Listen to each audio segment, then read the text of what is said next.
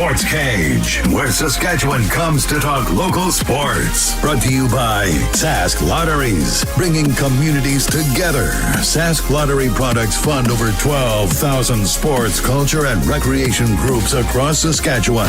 Be a part of the show. Call 1-866-767-0620 or text 306-936-6262. The all-new Sportscage, streaming at sportscage.com and on the radio at 620 CKRM. Welcome to this Tuesday edition of the Sportscage Saskatchewan. Barney Shinkaruk here. Like the guy said, it's for Saskatchewan Lotteries, the main fundraiser for sport, culture, and recreation. I contributed this weekend playing Sports Select, and my bets on the Sports Select side didn't come in. Hopefully yours were a little bit better. San Francisco 49er fans, you guys are pumped after that win last night against the Jets on Monday Night Football. Coming up on the show the next 3 hours, we got a little bit of everything. We're going to talk Riders. We're going to talk CFL. We're just going to talk a lot of different things with our friend Rob Vanstone from the Saskatchewan Roughriders. We have Ray Morrison from up in Saskatoon. Ray Morrison is the voice of the Huskies, the U of S Huskies on huskyfans.ca. We're going to talk about the Huskies' 0-2 start to the season. Hour 2, Arash Madani. Arash was pretty fiery about the Riders, the Bombers, the CFL on the weekend. So maybe we could stir the pot a little bit with Arash, see what he has to say. Saskatchewan hockey referee-in-chief, Trent Say. We're going to bring Trent in, and we're going to talk about a new initiative that started last year for Saskatchewan hockey when it comes to officials under the age of 15. If you're around the hockey community, especially in that Saskatoon or that northern area, you know exactly what I'm talking about. It is very interesting and very productive, very cool what Hockey Sask is doing. Glen Suitor. Show of hands out there. Not that I can see him. You guys can see me if you're streaming. How many people are looking forward to this chat with Glen Suitor after what he said on the broadcast on Saturday? 936-6262. I will take some of your questions if they're radio or streaming worthy for Mr. Suitor or anybody. You could always chime in. We do have Sastel pick the score today. I know we got to wait 2 weeks, but what is the score against the Calgary Stampeders on the 20th? 936-6262. A chance to also win not only tickets to the next Rider home game, but a $200 Sastel gift card. Thanks to everybody at Sastel for that. Should we bring him in, Curtis? We try. Chris Harris is joining us. Harry from Saskatoon. The connection might be a little dicey. We're going to try and figure it out here. Harry, another thing that you and I are going to go through in the next 3 hours, it's going to be a lot of fun. Saskatchewan high school traditions or memories or events with the 6A, 9A, and 12A football season underway. Volleyball starting right away. I know there's some high school golf in areas. The province has a lot of cool, unique pockets where we're really big into volleyball, we're really big into football, we're really big into there used to be high school hockey. I know there's some high school hockey stories out there. And for you and I, Saskatoon, Brit comes to mind. Bedford Road Invitational Basketball Tournament. The province is littered with them. I'm very curious to get the take on people on what they remember or what their area has. I guarantee you there's going to be stuff that we've never heard of or stuff that hasn't been around for 30 or 40 years. But you're right, there are pockets. Every community seems to have their thing. And Saskatoon and Regina are no different, even though they're bigger centers. They had their thing, and Brit is definitely one of those things. I remember when I was in grade 12, so this would have been 1995, to date myself. I don't really care. It's how life goes. North Battleford Comprehensive High School. They had for probably 4 years this run of an unbelievable football team. Ryan Hodgins, for anyone in Regina who coaches the U18 AAA Pat Canadians now, unbelievable hockey player. His dad was the coach of this football team in North Battleford. And it was like, growing up, you never really thought of North Battleford as this football hotbed. And then they had this run, but then you go back and you're like, well, Ruben Mays was from there. And Ruben Mays played in the NFL. So North Battleford comes to mind with one. Like, I know there's like the Unities, and I think it's like Shaunavon down there. They had like basketball runs and all that. But like you said, it's going to be fun. And we want people to chime in and let us know, what are we missing? Or maybe it's just a memory, like the one year your team did something crazy out there.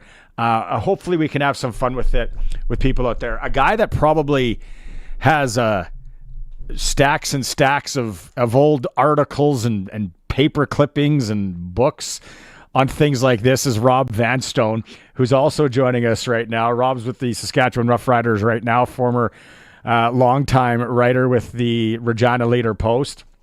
Rob, and we can get into this as we go along here, but what would maybe when I bring that up, like the kind of Sasky high school, event or pocket, what would immediately comes to your mind? None from when I was in high school. I played intramural basketball. I played one game of intramural basketball in grade 9. I attempted a layup, and proudly representing homeroom 9F, I hit the bottom of the rim with a layup while trying to scoop it up. So was promptly yanked off the court with a hook, and that was the end of grade 9 intramural basketball. But I'm fortunate I've been able to cover a ton of high school sports with the Leader-Post, and even still with the Roughriders now, I'm able to dabble in it, which is great. I'm doing a story for the next day, or it'll be up in the next day or two, about Tom Trojans and Sheldon Williams Spartans having a fundraiser football game on Thursday to aid in the fight against cancer. So I talked to Ross Vanstone, great name, the no relation, the head coach of the Trojans, this afternoon. So that'll be going up soon. And I've always liked the high school stuff. I found there were so many really cool stories there. There's just such a huge reservoir of athletes, and the stories are so genuine. And things like Hoopla, things like Luther Invitational Tournament. I've never been to Brit.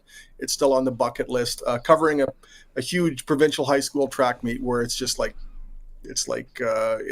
there's stories everywhere and cool, fun people everywhere. I always like the high school stuff, and I'm glad the Roughriders still let me do some of that, because I'd really miss it if I couldn't. How many 6-a-side or 9-a-side football stories or provincial runs have you watched in your year? Like I've talked about it over the last week here. Just how some of these towns, and when you get into those rivalry games or those playoffs and provincial finals, to see a field in a small town lined by cars and people and the honking and everything, it's just something you have to experience as a sport fan in Saskatchewan, I think. Oh, it's cool. I'm doing a story over the next couple of days in the Northern Saskatchewan Football League. 7 teams from up north, and they play 6-man. And I've never seen a 6-man game, only in touch football. And I can't imagine what a wild track meet that would be. I remember vividly from the days the Leader-Post, we get the scores of the 6-man games. It's like, a defensive struggle, 54-52. And I love how rural Saskatchewan really gets into high school sports. There was a huge streak that the Fillmore senior girls basketball team was on. They were winning Hoopla virtually every year. And no matter where Hoopla was, Fillmore would pretty much transfer to wherever Hoopla was being played. I think there were like 3 people left in Fillmore every time Hoopla was in a provincial final. They would just invade that gym, and they would follow it with such a great spirit and such a love for the game, and just it was the purity of sport every time I saw Fillmore anywhere because the fans were so supportive and they cheered for their team. They didn't cheer against the opposition.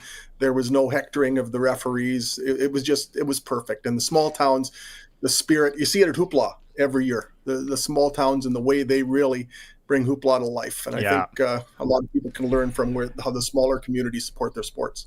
I think one of the things that I learned on but one of the things that I guess was resurrected for me on the small town passion of sports was when they were thinking of when the teachers strike or the lockout or whatever that was last year, and Hoopla was going to be canceled and all, and just the amount of messages we got. I was in a fill-in role here, and it's like, yeah, that passion, like, and then you think like these kids have maybe been on this wagon of a town forever, and they've always wanted to play in Hoopla because, you know, it's the thing around town. And then it was like going to be dashed. Harry, I remember when you and I worked at Global, like obviously covered a lot of high school football. Like our mandate was local and just get in and have fun with it.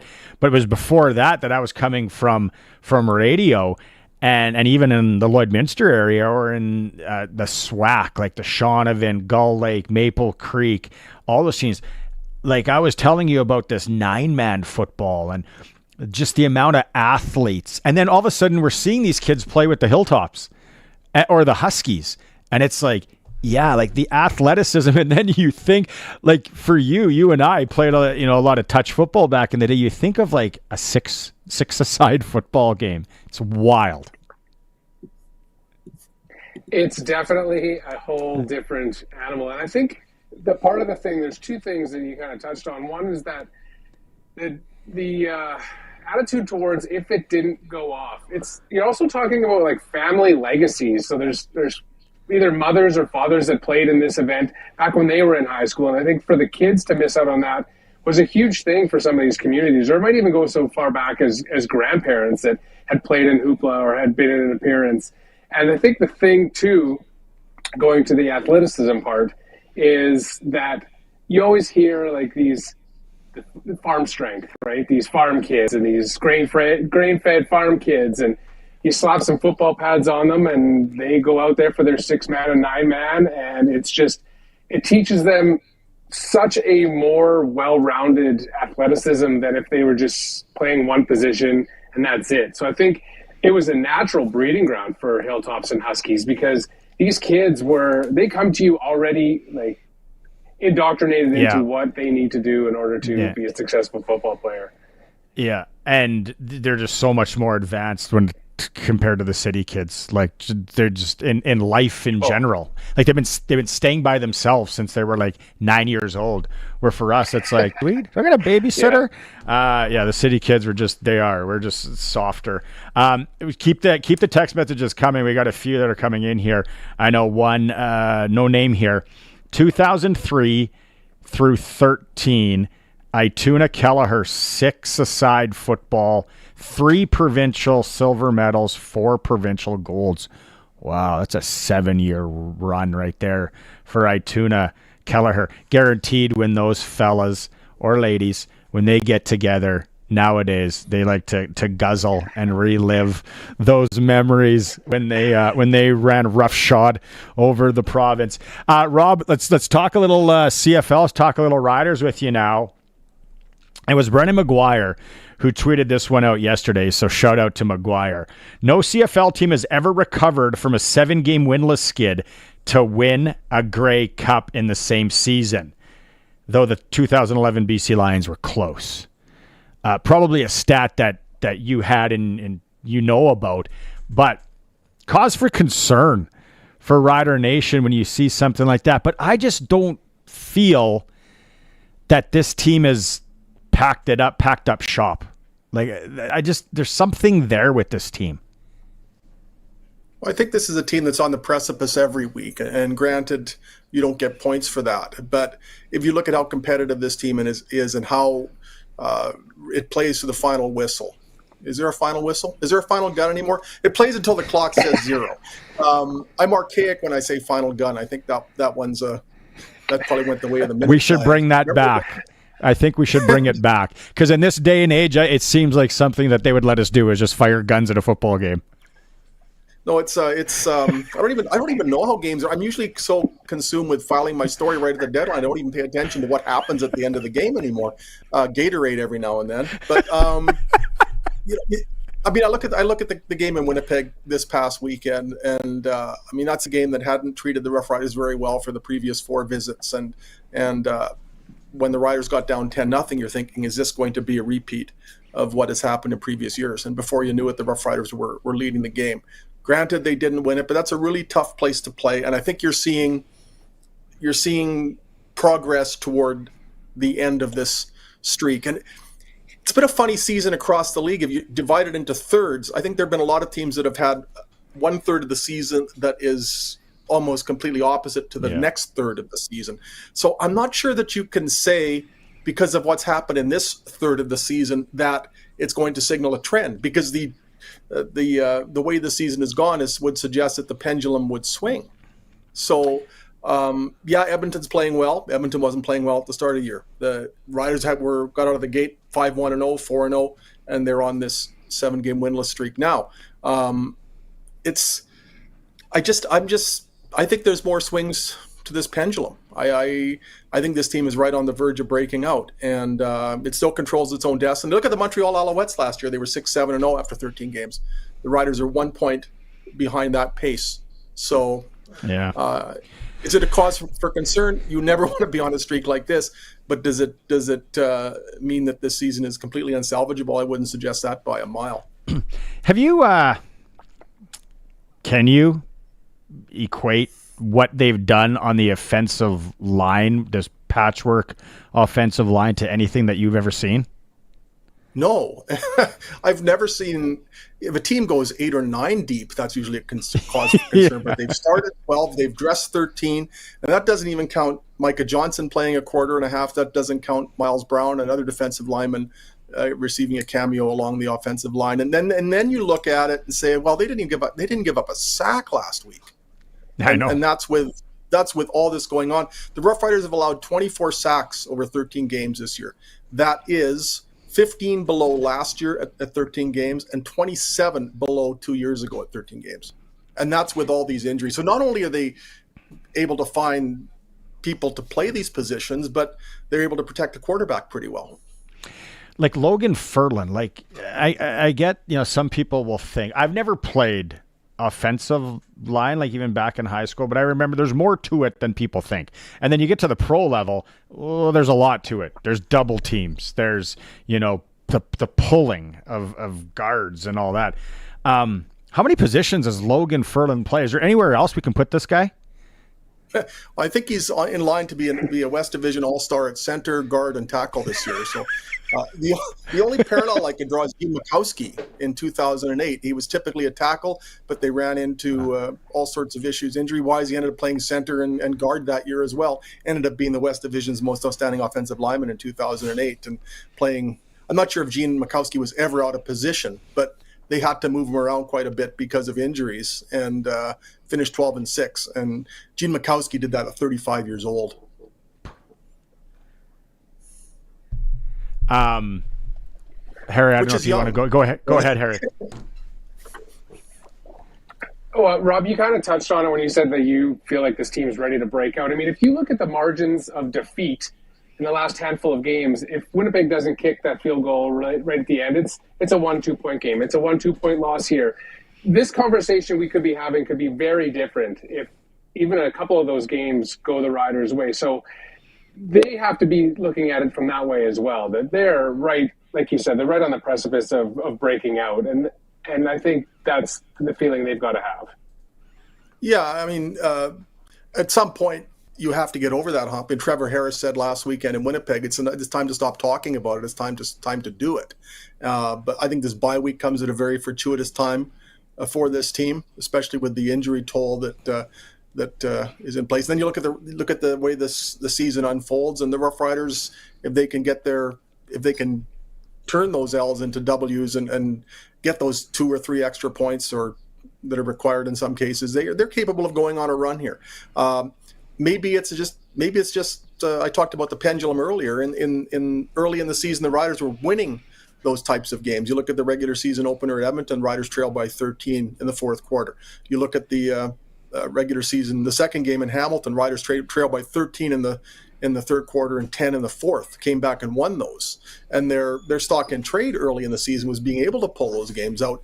Now that's been their nemesis. But over the course of the season, maybe it's balancing out a bit. If you're playing in a bunch of close games, you're going to see both results typically, and we've seen both extremes now. It's in a lot of cases it comes down to one play. I mean, I've never seen anything like this. Like over the last 5 games, 4 of them have been decided on the last play, and the other one was with 32 seconds left. Yeah. So over 5 games, 32 seconds combined of the outcome being not a mystery. We had some people text in yesterday. We took one call. I think it was Glen was his name. That, why aren't we going to the kind of the quarterback rotation and putting Patterson in at times and Harris? I don't know the answer. What I would think that in 2024, football's different. Athletes are different. It's not, back in the day where you maybe could be able to do that a little bit more. You've seen it. You've been around it. You've covered it. Why wouldn't? And I guess now that wouldn't work because we're late in the season and it's not a time to really tinker, as my mom would say, or try new things. But what would you say to someone like that? It's like, why aren't they going to more of a 2 quarterback rotation? Because there's no need. If you look at Trevor Harris over the past 7 games, he's thrown 15 touchdown passes. That's a pretty nice. In the 7 games he's played this year, he's thrown 15 touchdown passes. That is 1, 2, 3, 4, 5, 6, 7th highest total over 15 games in Rough Rider history. Tied with Ron Lancaster. Ron Lancaster and Kent Austin. The record is 25 by Kent Austin in 1991. So this is something that just isn't typically done. Trevor Harris, over those 7 games, has thrown multiple touchdown passes in 6 of them. The only higher number in Rider history is 7. Ken Austin went 7 for 7 over a 7-game span with multiple touchdown passes in 91. With 6, Trevor Harris is tied with Glenn Dobbs, 1951, Ken Austin, 1990, Henry Burris, 2000, and Darian Durant, 2013. So why mess with that? Yeah. I think sometimes, Harry, go ahead. Yeah.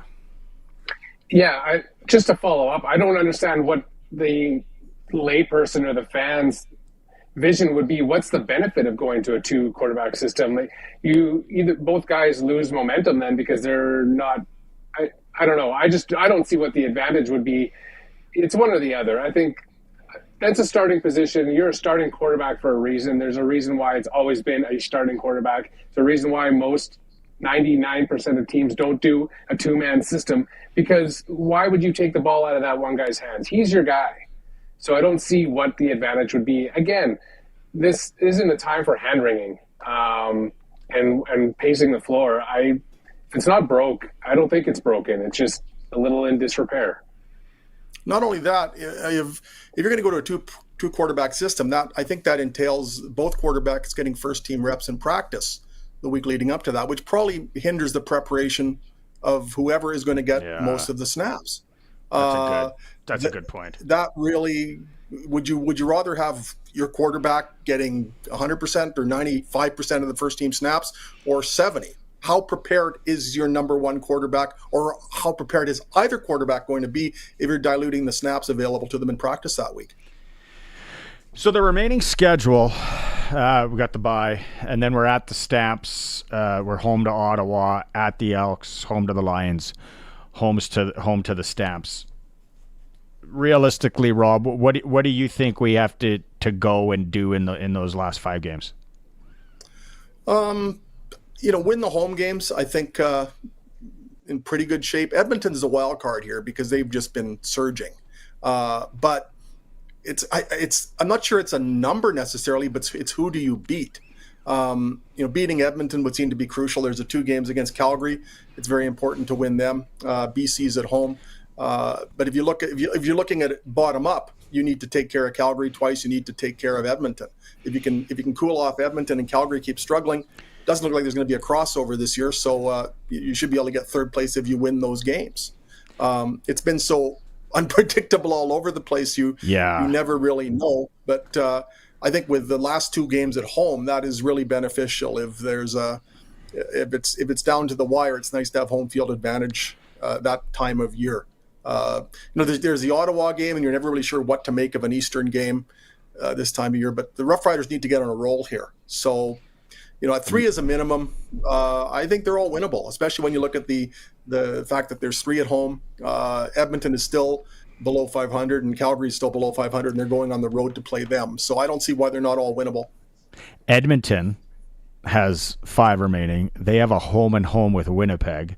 So Winnipeg could, I think maybe we want Winnipeg to do us a solid there if we're the Elks are the ones. Then obviously the game against the Riders, then a game against the lowly Stamps, and then the Argos. So yeah, I think when I look at the remaining schedules for the Western teams, it would maybe be BC that has, if we're going to say an easier one, but like you said, Rob, it's so hard to judge. Like BC has the Argos and the Tiger Cats both at home. Argos no slouch, Tiger Cats a bit of a dumpster fire. Then they have the Stamps at home. Then they come here. Then they have the Owls at home. So BC's got like a juicy schedule to kind of kick their feet up, I think. I know there's so much to unpack there. Lastly, you're working on something with Trevor Harris. Can you give us a little tease what that is? Oh, just sort of some of the numbers that I alluded to earlier. I'm just crunching what he has done over the 7 starts this season. It's pretty impressive when you look at it. There were 6 games separating the first 2.5 that he played and the past 5 that he has played. But the pace that he's on, the kind of production that he's giving the Roughriders, it's pretty impressive. And that's why when the 2 quarterback system is raised, or I hear people dissecting the quarterbacking, I mean, watch Trevor in that Winnipeg game at home. I mean, that was masterful the way he ran the offense, and by and large, that's what we've seen from Trevor Harris this year. I don't know why anybody would want to mess with that. Oh yeah, no, and there's people texting in here that they know how to run a professional sports team. It's that easy. It's like Madden or Tecmo Bowl. Okay, Rob, thanks so much. Looking forward to read more of your stuff. I've been following you on social media. What do you got tonight? It was like yesterday. You got like a 53-kilometer bike ride, or was that the day before? What do you got today? Maybe a rollerblade? Yesterday was. Yeah, I think I'm just going to go for a walk. Take my beautiful dog Candy for a walk around the block. I'm 60 years old, and I'm pretty exhausted after yesterday, so I don't think anything would be too ambitious. But I love it. Come say hi to me at the bike path on Thursday if you're out there. So. It might have to be a segment here on the Sportscage. Rob Vanstone's weekly. Shank, you'll be out there on the bike path. If anybody's going to be on the bike path, it's going to be Shank. Yes, I'll be be on the old. I'm a unicycle guy. I'm that weirdo that rides a unicycle around the lake. Rob, thanks so much. You're a big wheel in this community, Barney. Yeah. Oh yeah, wagon wheel. Thanks, buddy. Always a pleasure talking. Yeah, Rob Vanstone from the Saskatchewan Roughriders. Yeah, Harry, I like you said, right? And I know that the world's caving in for a lot of people out there, and it's we gotta do this, we gotta get rid of this, we gotta. Come on, it's unfortunate. Yeah, you got to win at some point. I get it, but we're close. For sure. What people don't understand is this sports work. Something's just happened this year. Like Rob said. They won those games early in the year that maybe they should have lost. Now they're losing games that maybe they should have won. Sports is about ebbs and flows. This is how it works. This is how it shakes out. Nobody goes undefeated anymore. You're going to win some, you're going to lose some. So they're not getting blown out. It's time to panic button yet. The schedule doesn't look horrible down the stretch. So like everybody, pump the brakes a little bit here. And it's not disaster central.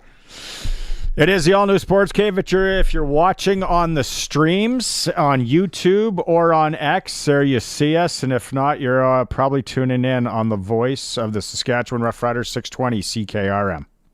The all-new Sports Cage is brought to you by Sherwood Co-op Liquor Stores. Now open in Harbor Landing and Rochdale Boulevard.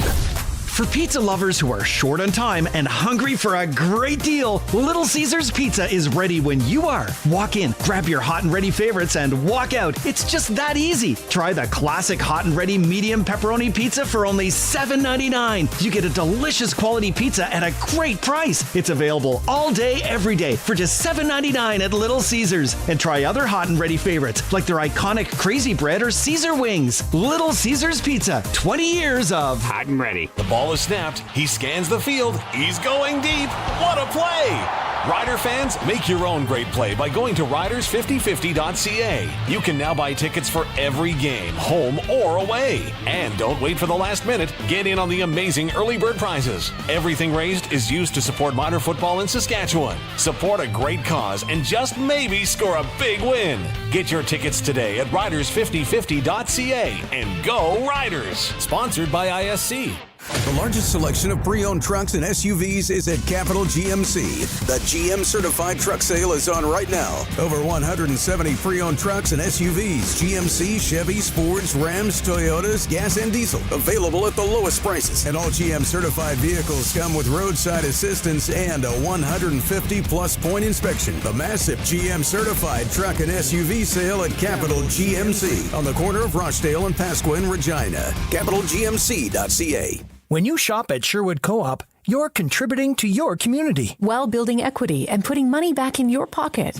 Others may claim to be local, but Sherwood Co-op is truly local. Rooted in your community for over 90 years. They're a proud Saskatchewan company who continue to support hundreds of community organizations each year. Like the Neonatal Intensive Care Unit at the Regina General Hospital and the Cancer Foundation of Saskatchewan. We are members. We are owners. We are Sherwood Co-op. Down here at Heartland Livestock Moose Show. We're still selling cows and bulls every Thursday. As we get ready for the fall run, these cow prices continue to look very promising. Our first Char Sim pre-sorted sale is September 24th, and the first red and black Angus pre-sorted sale is October 1st. These sales always seem to fill up fast, so make sure you don't miss out on the bookings. Make sure to check out our Facebook page and website for any updates. Don't be afraid to give us a call at 692-2385. Get top dollar for your cattle and get them sold at Heartland Livestock Moose Jaw. The all-new Sports Cage is live streaming from our Century Studios in downtown Regina. Watch now at sportscage.com. Be part of the show by texting 306-936-6262. 620 CKRM. SaskTel picked the score, 936-6262. I know it's a long time away, but what is the score when the Riders visit the Calgary Stampeders on the 20th? It's brought to you by SaskTel. We need your name, number, and where you're from. Chance to win 2 tickets to the next home game and a $200 SaskTel gift card. The U of R Rams. We talked to Coach Mark McConkey yesterday on the program. They are 2-0. Huge win over the U of S Huskies, the perennial powers, that is the Huskies from up in Saskatoon. Joining us now, Ray Morrison, voice of the Huskies on huskyfan.ca.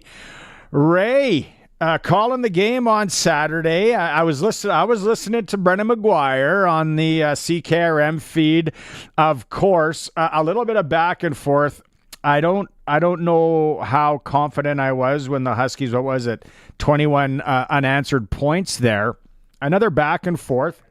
Hey, and let's give the Rams a little bit of credit, right? They found a way to pull it out, first time since 2017. Well, great to be on the show, Barney. Thanks for having me. This is, I didn't know at my advanced career age I could have a career first, but this is the first time I've ever been on the Sportscage, right? So, thanks for having me on. You know, you make a good point about the Rams, though, too, because that was the first thing that Scott Flory said. He said, that Rams team, they are really good. So Coach McConkey's got a great thing going there. And with Owen Seaman kind of improving from a week 1 injury, that Peltier-Seaman combo, that's just a great team with Sirleaf and Mims and Arianza and the receivers they have. That's good. The Huskies fell down 22-8 took a halftime lead, but couldn't hang on to it. Credit to the Rams for shutting out the Huskies in the second half. But the same thing happened to the Huskies in Manitoba. They fell down 22-0 in that game and couldn't make the comeback happen there. So something about these starts for the Huskies that have cost them a little bit here. And they're not going to go anywhere, right? The Huskies are going to be there. When it all dust all settles, I'm sure. Is there something that they're missing right now? Do you see, Ray? I know it's only 2 games in, but how do you assess, maybe both sides of the ball? Where do they need to get better? The one term that Scott Flory always talks about is connected football. And right now, it's just not connected football. And that means all 3 phases are propping one another up. Special teams, offense, defense, they're all working in unison. And they're not really having that right now. And that's the challenge, right? So if you have a bad punt from a first-year kicker like Lucas Scott, then your defense has to stand tall. Well, then there's some missed tackles. Well, then the offense comes out and, you're down 22-0 in some games. So that means you're limiting the playbook. That means you got to go to the air. And as a result, one of last year's rushers, Riker Frank, isn't really an option. You're kind of closing up your options a little bit. So I think it's just a lack of what Scott calls connected football right now that this Husky team will have to find. This game against Calgary is going to be really interesting this weekend because the Dinos have posted a win already over Alberta. And many thought Alberta would jump out to a 2-0 start, right? And the Rams, they go out and play UBC. They suffered a big loss last week. So, yeah, it's a little bit like we talked about with the Canadian Football League. 6 of 9 teams get in there. 4 of 6 get to the playoffs in Canada West. So there's a lot of football to go yet. Let's dabble into that. What are you seeing here? A guy, that you've followed the Riders. I'm sure you're a fan. You've covered them over the years. Your time with TSN. Yeah, we haven't won in a long time, but like Ray, they're right there. Every game, right? Like, what's your take on where the Riders sit here in this bye week and then coming out of it? Well, I kind of, you think about the last 5 games, from the 22-22 tie on, it's a 5-game winless skid. In a game, none of the games have been decided by more than 5 points. So that's what's kind of interesting is it's been 5 or less. Now, you don't want to play woulda, shoulda, coulda, but one of the things about the Riders is, everybody knows you're not going to win with less than 80 yards rushing per game. If you're going to make the most of a guy like Samuel Emelis or Bain through the air, you're going to have to tighten up a defense with a good run game, right? So, and that's been a little bit of the challenge because I think Rob Vanstone said it best about the offensive line. You have to have that versatility and you have to have health there. And that's why this bye, I think, comes at a good time for the Saskatchewan Roughriders. But, the other thing, too, is you take a look at Hickson and you take a look at Willette. The Riders have played, 12 games now. Each one of those players has only played at 7 games each. Right? So that's, it's a situation where, the offense just hasn't been able to fire on full cylinders because of health and because of the fact that, when you're marginalized like that, you got to take chances downfield and you don't always win the time of possession battle that you need to when that happens. And I don't remember, Ray, I don't know, I'm going to test your brain here. The last time we had this much parity in the league, West and East. When was the last time we weren't talking about a crossover? Yeah. Pre-pandemic. It's going to be a street fight the rest of the way in the West. And so you take a look at the way, Montreal has played Bob Dice with Ottawa's team, and you couldn't find a better guy in the Canadian Football League. I'm really happy to see the Red Blacks doing what they're doing. But so, you can't necessarily count on 4 teams from the West getting into these playoffs right now. So, these games, I think the Riders' next game is against Calgary. And if I'm not mistaken, Calgary didn't win in August. Their last win was in July. Right. So for the Riders, you think about it, and I know you and Rob are talking a little bit about the hysteria that goes into this. My 101-year-old mom who lives 6 blocks from me here in East Saskatoon is really engaged and really has an opinion on quarterbacks that you guys were kind of delving into. But you know what? One win and you're right back in it. It is that tight. So by no stretch of the imagination, I think you and Rob hit it well on the head. This is just not beyond the point of repair at all. What's her name? Eileen Morrison. Jeez Louise. Yeah, 101 years. The amount of things that she's seen in that city. Like when you think about it. Yep. We moved into this neighborhood that I'm sitting in back in 1974 in East College Park, and we're still here. And it was kind of neat to hear you talking about the high school things that you've seen, in Saskatoon and Regina, and some of the 6 and 9 man things that you've seen in football. Imagine at Evan Hardy, Brian Scrudlin, Bob Molly, Larry Rook, and Marshall Toner all playing on the same high school football team. Like, imagine that. Like, that's, so that's, you were talking about high school memories there, and there's one from Evan Hardy for you. So they're one of the craziest, one of the coolest stories from Saskatoon yesteryear when we interviewed the first time Bob Strum on the Monday Nooner podcast, and he told the story how he got into coaching and hockey was he took over the Aiden Bowman Bears high school team, or the juvenile, whatever it was called, and he found a loophole to get U of S Husky kids that were getting cut to come play for his juvenile team, and then they had turned into an absolute wagon, and the Bob Strum legend began. And then there's the story of Dave King, one of the greatest Canadian hockey coaches of all time, coaching football for the Aiden Bowman Bears. Like, he and Bill Seymour. He and Bill Seymour coached, the late Bill Seymour. They coached football over at Aiden Bowman, and it was kind of neat because we had a campus radio station, CJUS, campus radio in the day, right? And so it's 1979 or 80. I'm in grades, 9, 10, 8. I don't know what I'm doing. But anyway, Dave King was one of the references for my first jobs in radio in Estevan back in 1983. If you can imagine that. So I think I've heard of that. I think I've heard that story. What was the big song he would have been playing in 1980 on the campus radio station?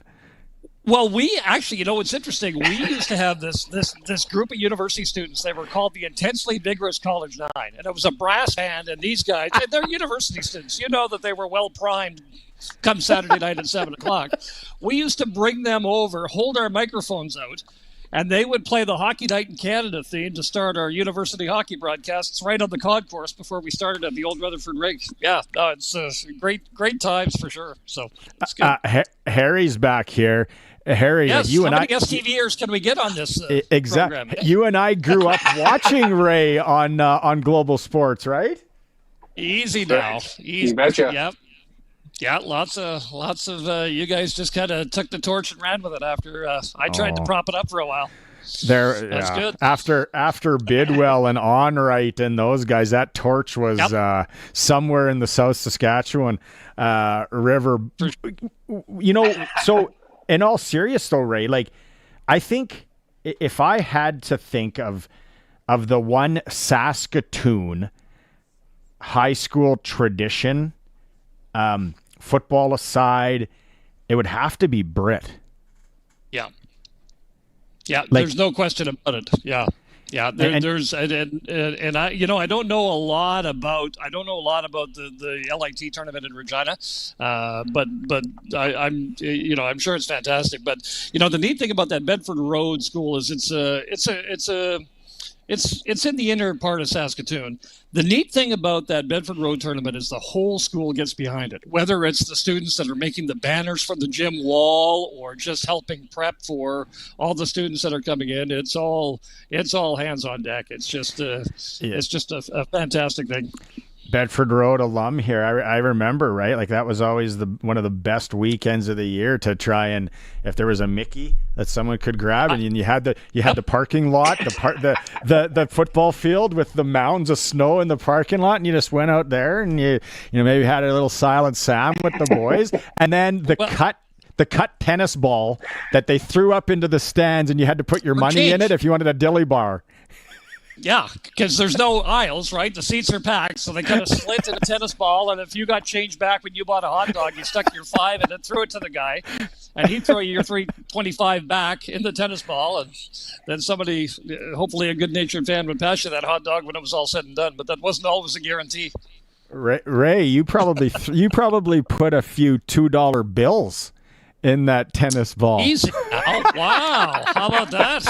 There's the good touch. Wow. No. Hey, I was close to that too, my man. All right.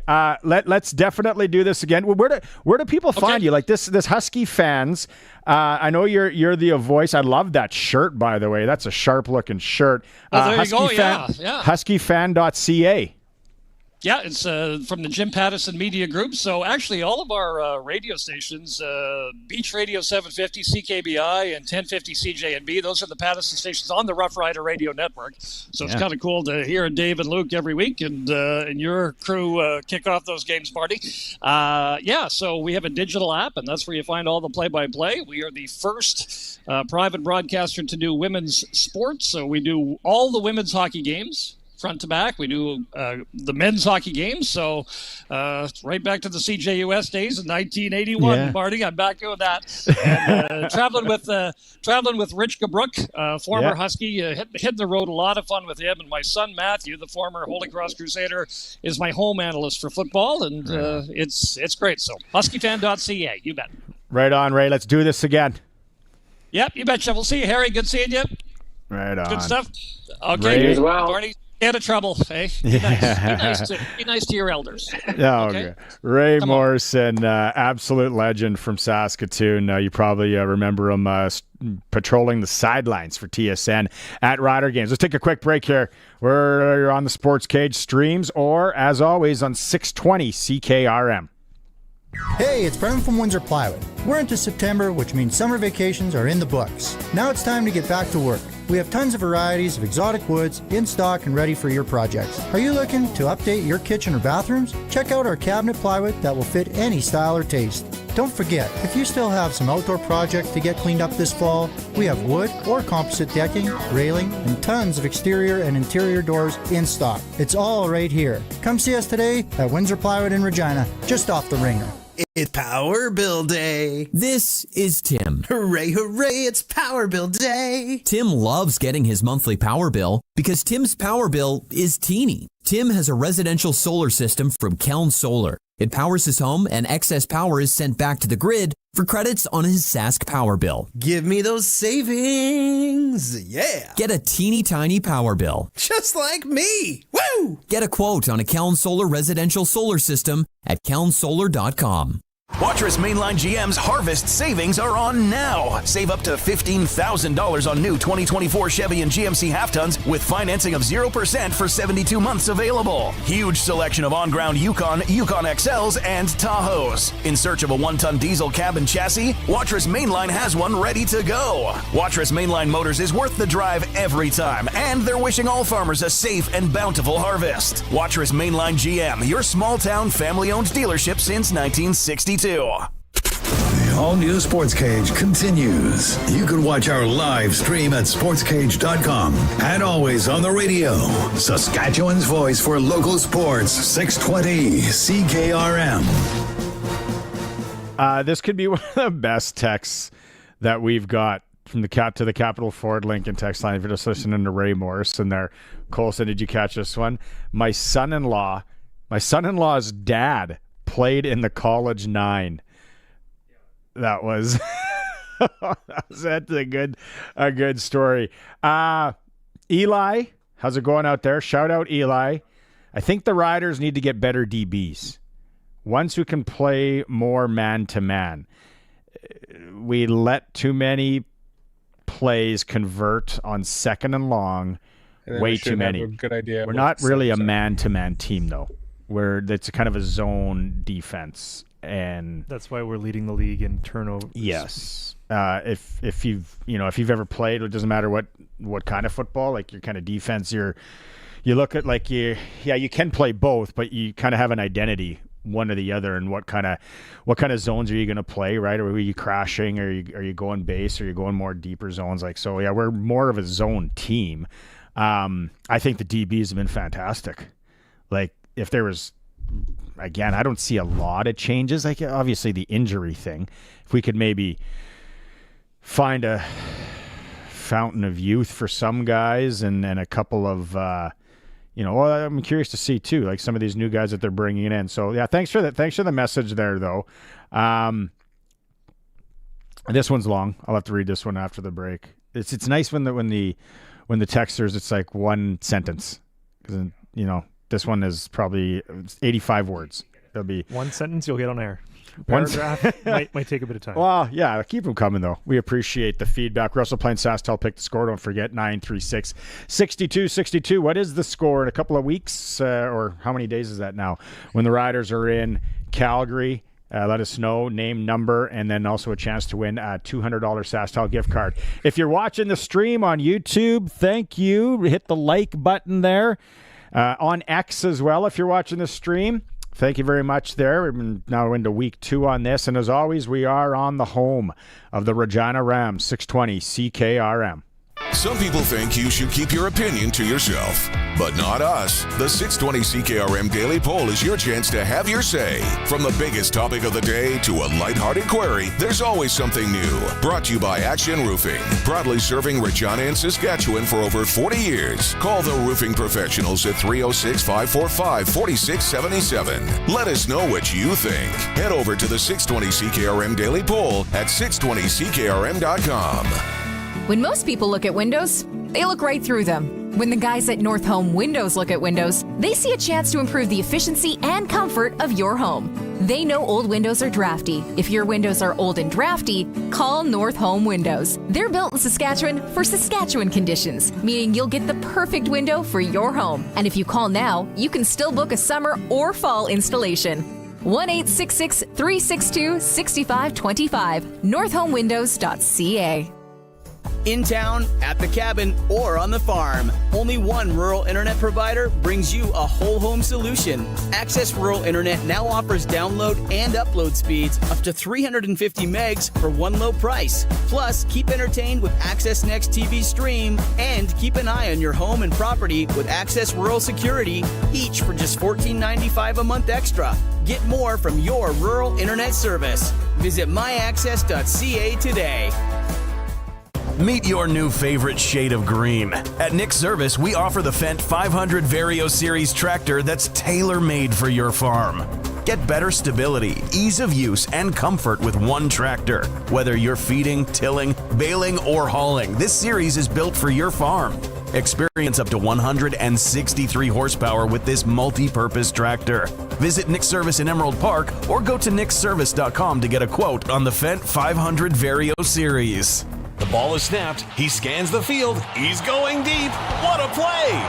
Rider fans, make your own great play by going to riders5050.ca. You can now buy tickets for every game, home or away. And don't wait for the last minute. Get in on the amazing early bird prizes. Everything raised is used to support minor football in Saskatchewan. Support a great cause and just maybe score a big win. Get your tickets today at riders5050.ca and go Riders! Sponsored by ISC.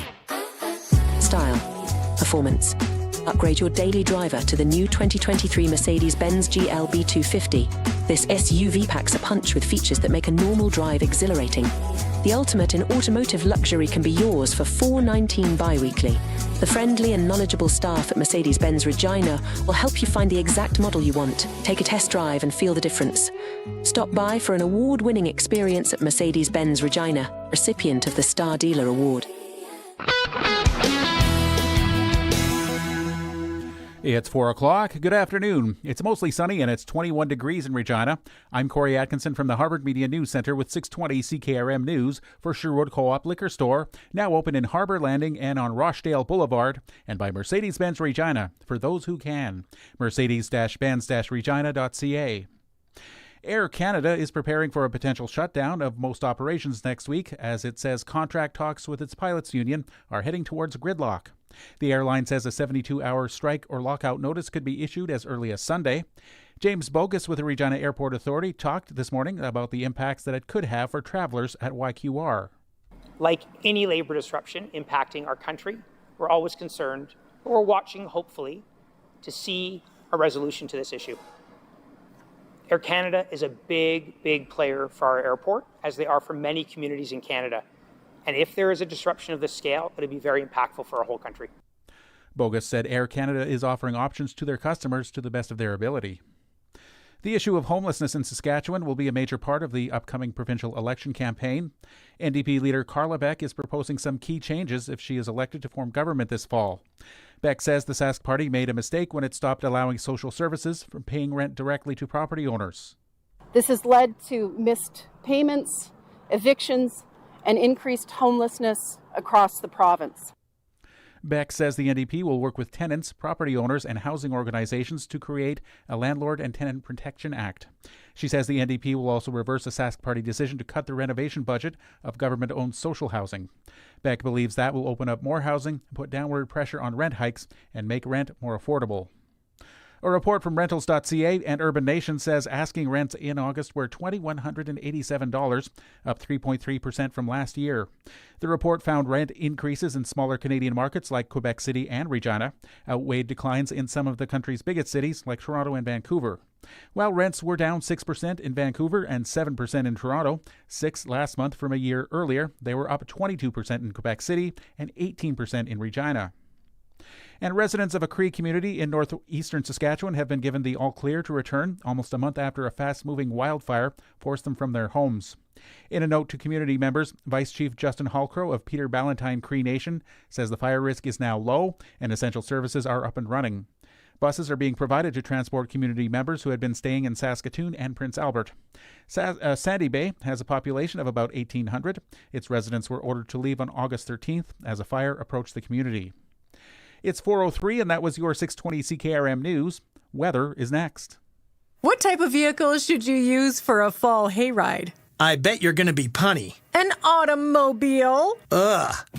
Whatever type of vehicle you drive, fuel up at Sherwood Co-op gas bars. As a member, fueling up means sharing in the equity. Buy a car wash or some snacks from the C-store. It's like putting money in the bank. You better believe it. Sherwood Co-op gas bars. We are members. We are owners. We are Sherwood Co-op. Style. Performance. Upgrade your daily driver to the new 2023 Mercedes-Benz GLB 250.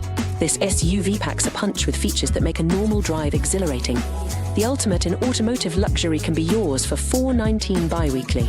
The friendly and knowledgeable staff at Mercedes-Benz Regina will help you find the exact model you want. Take a test drive and feel the difference.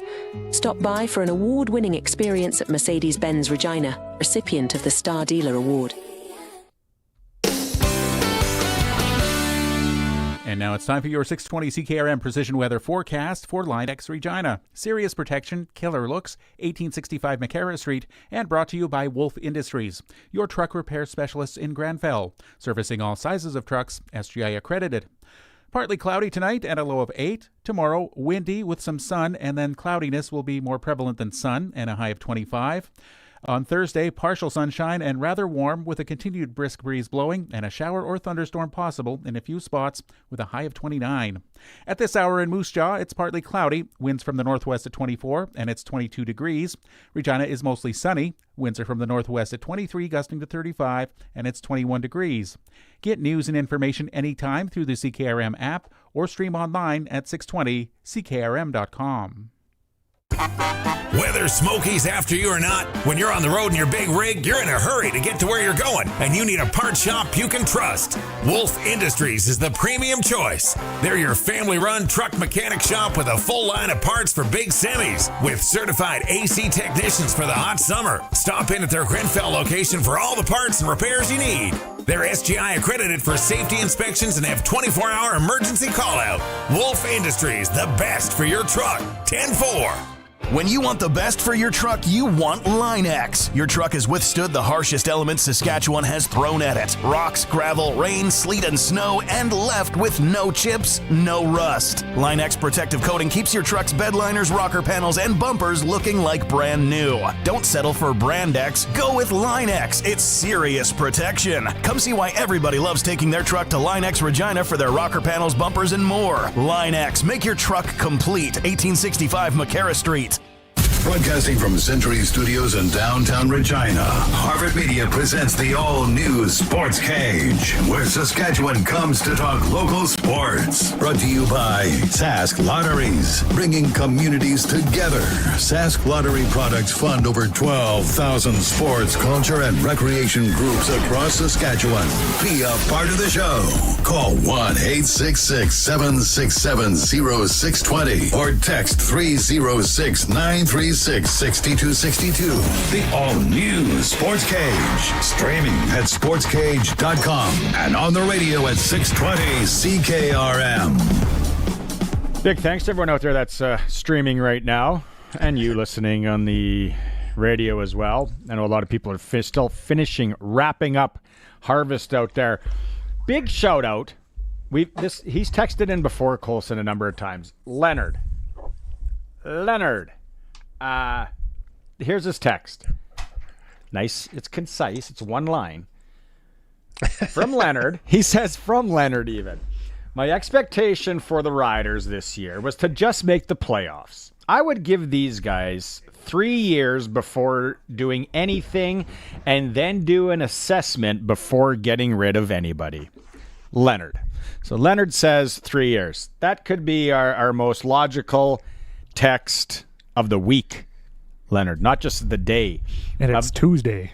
It is Tuesday, yeah. Sask Lotteries Day.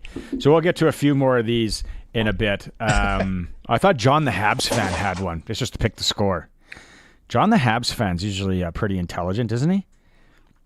He has some good takes. Likes the Habs. He must have loved those New York Giants jerseys.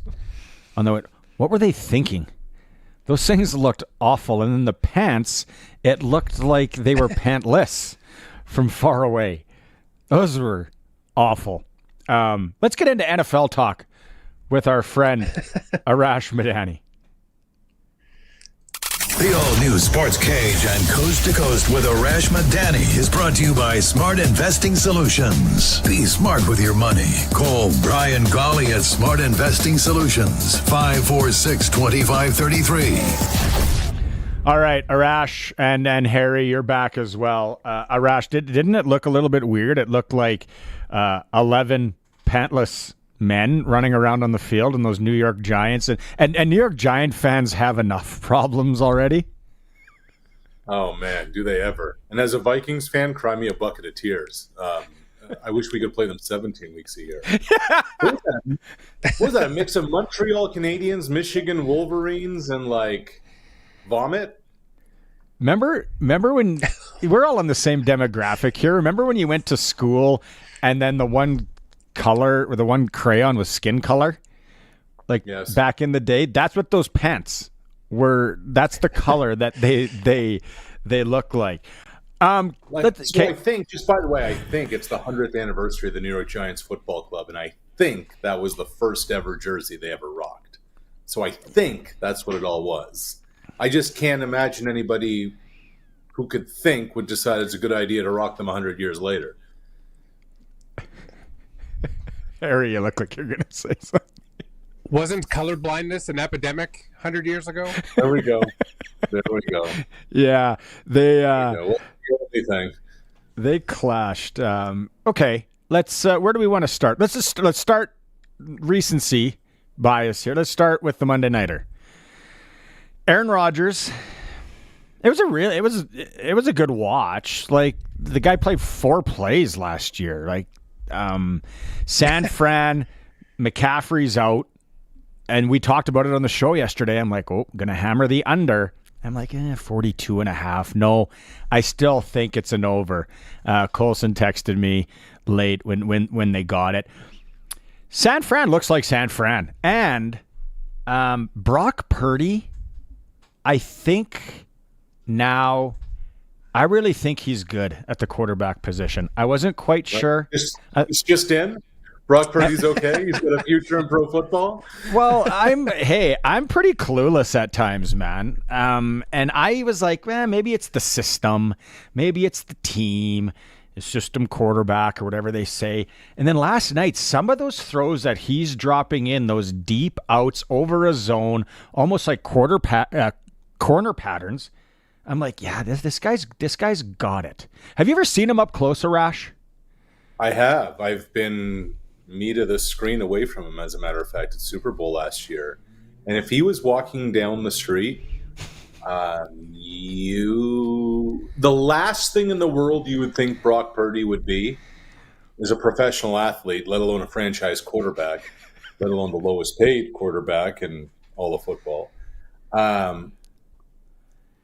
This system quarterback thing is so fascinating to me. I don't know how this has become a thing in the last year or two, because honestly, fellas, before Brock Purdy, to me, the system quarterback in all of pro football over the last 25 years, Tom Brady, was a guy who wore number 12 in New England.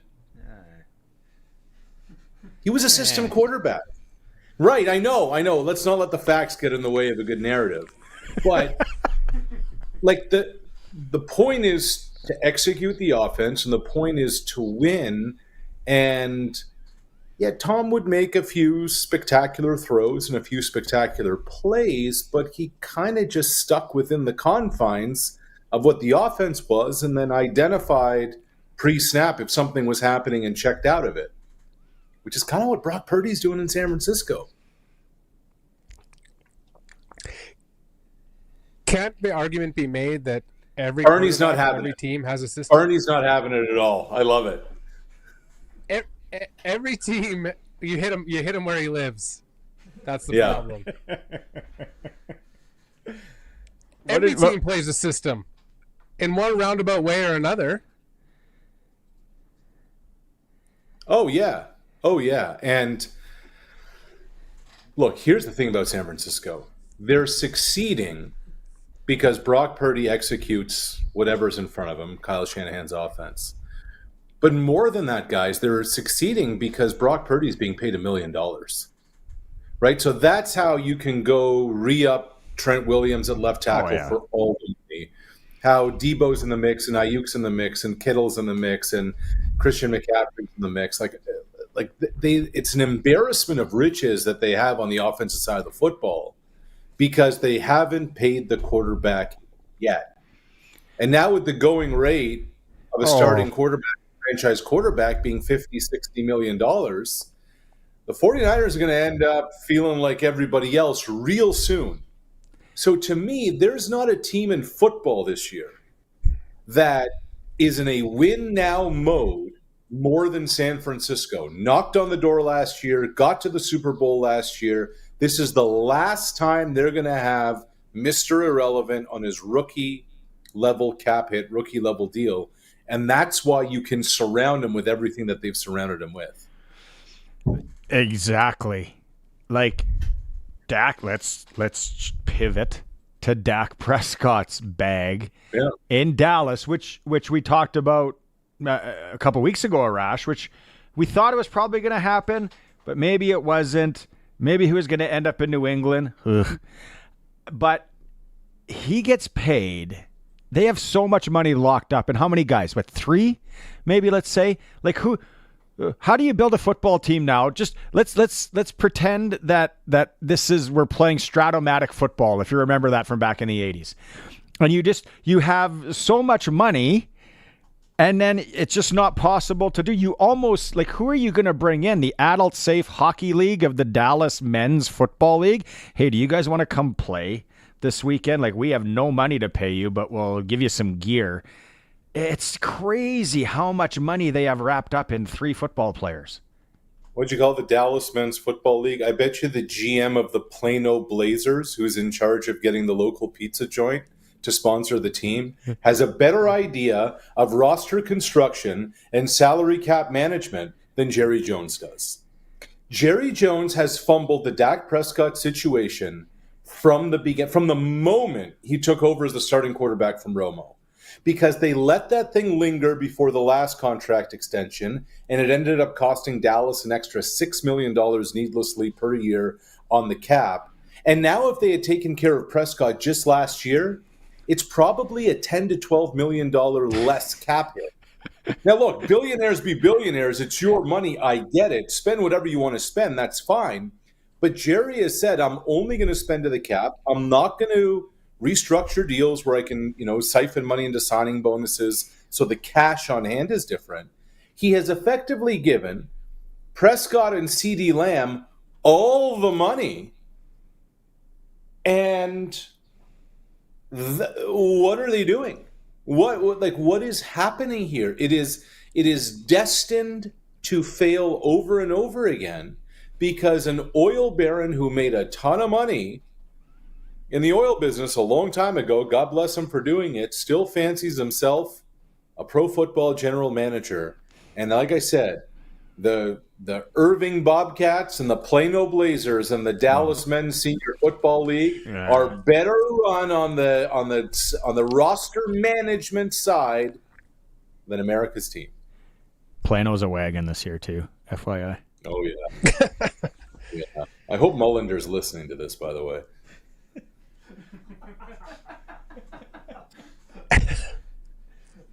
Go ahead, Harry. Rash, I want to go back to the Brock Purdy thing for a second. Yeah. So, because he has this embarrassment of riches around him, he's almost set up not to fail. Let's say he signs a good deal, an expensive deal, where San Francisco can't afford to keep those embarrassment of riches around him any longer. Do you feel, in what his body of work has shown so far, that he can deliver that with less weapons, or will it expose him that maybe he is who he is, or who people maybe think he is?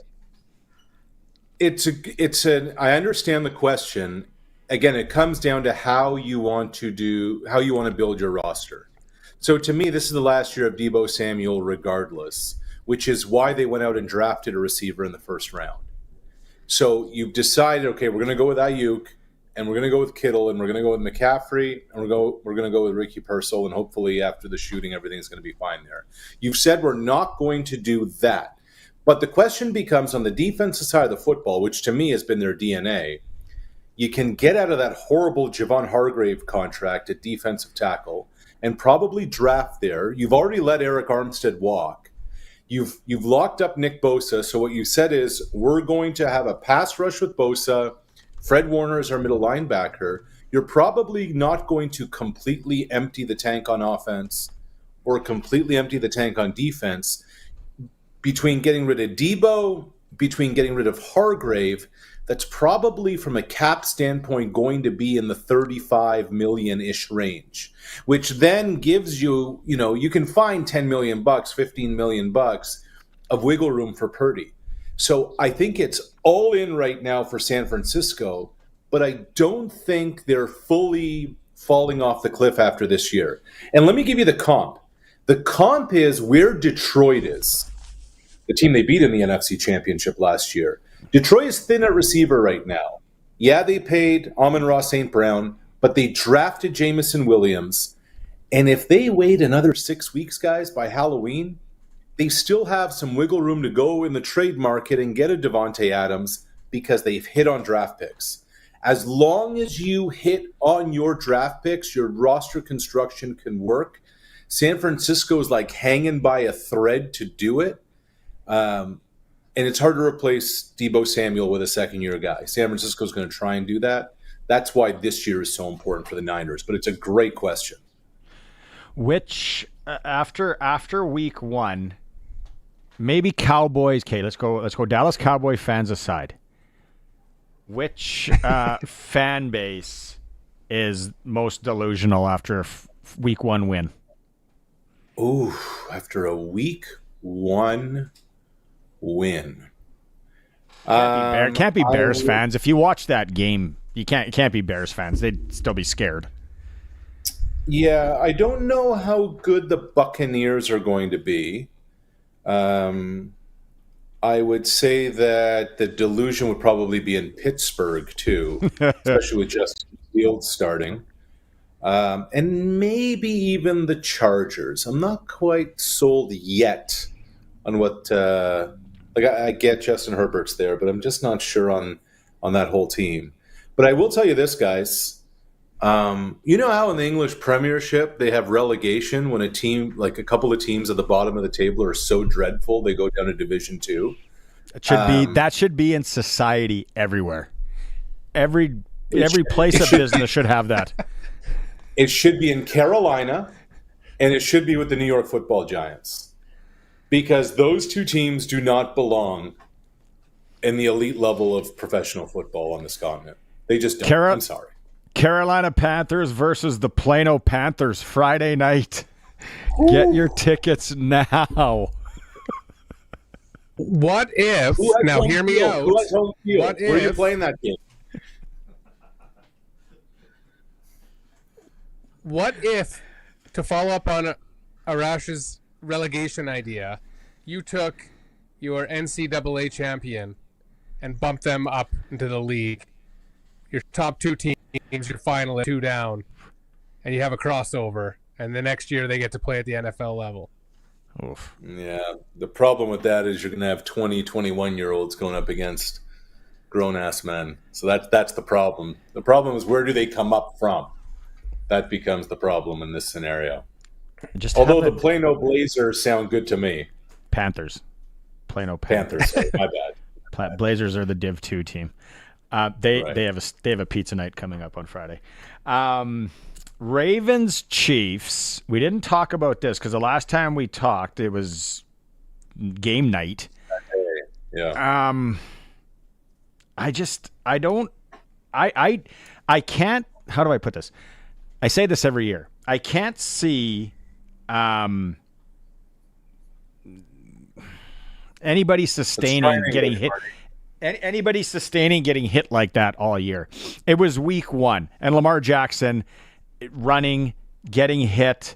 It happens with other quarterbacks in the league. I'm just like, it is a long-ass season to have your quarterback take hits like that. I just don't know how it's sustainable. I don't think it is. Lamar didn't show up to practice yesterday. John Harbaugh didn't say what it was. He said we don't have to provide an injury designation until Wednesday's injury report. What I really liked about what the Jets did last night, and I think the Jets' offense is going to be fine. Aaron Rodgers really hadn't done anything in 2 years. They're just getting the ball out quick. They have playmakers, and get the ball out to Lazard, get the ball out to Wilson. You have Breece Hall that you're able to sling it to. Let your playmakers do their thing in space. In a lot of ways, San Francisco does the same thing. The days of the drop back passer seem to be gone, and the days of the mobile quarterback. And the problem in saying this is that Patrick Mahomes is kind of all of the above, but like there's almost like Mahomes doesn't count in any of our conversations because he's the unicorn. I just don't know how many blows a quarterback can take and keep ticking. And I'm really interested tomorrow to see what Lamar's injury designation is going to be. Remember my hot take for the year. Patrick Mahomes does not finish the season. This is the year. I don't think that's sustainable too. How he takes off. You look like Kyler Murray in Arizona as well. Like I don't know. Josh Allen in Buffalo. Josh Allen, he's running all over the place, getting crushed. He injures his non-throwing hand, leaping over guys. You hold your breath every time when something like that happens. But you talk to these coaches, and you're like, well, that's kind of what makes them them. Like, you can't take away what makes their magic happen, and therein lies the problem, right? Yeah, you've made your bed with these guys and the style of play that they play, and that's why they are who they are. So to try to fence them in and put reins on them, you're doing your team a disservice, and you're hurting your team ultimately, because that's not who they are. You have to live by that sword. That's how they're wired. That's how they've always been wired, and they're not going to change. You can't change them. For sure. Deshaun Watson sets the Cleveland Browns franchise back how many years, Arash? Well, here's the interesting part about this one, is that now a new allegation has come out of something that allegedly happened before Watson signed with the Browns, and that allegedly he didn't tell the organization about it. And suddenly all these parameters of Watson's contract are being leaked all over the media. I wonder why. It seems like the Browns are going to do everything imaginable to try and get out of this fully guaranteed contract. Grievances away, the Players Association is going to get involved. It's about to get really messy, blah, blah, blah, blah, blah. I mean, barring that, how do you get out of this fully guaranteed deal? How do you turn the page? I just don't think you can. So, like, you're almost hoping that this Hail Mary is going to occur and you can get out of the deal that way. Deshaun Watson, on top of everything else, guys, I think what you're going to end up seeing now is there will not be another quarterback changing teams that'll get a fully guaranteed deal. You know, basically Dak Prescott's is fully guaranteed, but they know what they have there with Dak. He's been in the building for 6, 7, 8 years. They've had their eyes on him. They've had their spies on them. They've had their private investigators on him. I don't think you're going to see something like that happen again in the NFL, and it's going to be the Deshaun Watson rule.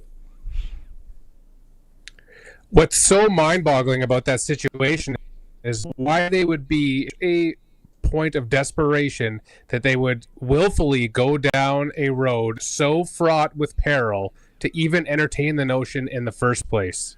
That's what should keep the management of that organization up at night, is why did we even go down this road to start with? If it looks like a duck and walks like a duck. The problem is it wasn't management. The problem is it was ownership. And when the owner decides to do something, they're the boss. What do you do? And like look, this happens to franchises like the Cleveland Browns. Like, good ownership wins, good leadership wins. They've been a failure for how long now? And they thought, boom, like, this is going to solve all our problems. Like, pro sports is not Folgers. There's no such thing as instant coffee in pro sports. Winning is hard. Winning takes time. Winning takes a lot of things happening and coming together. And just thinking that one thing, one player, one move, one signing, one trade is going to change everything is so far-fetched and so lost that this is how you end up where you are and why you are as the Cleveland Browns.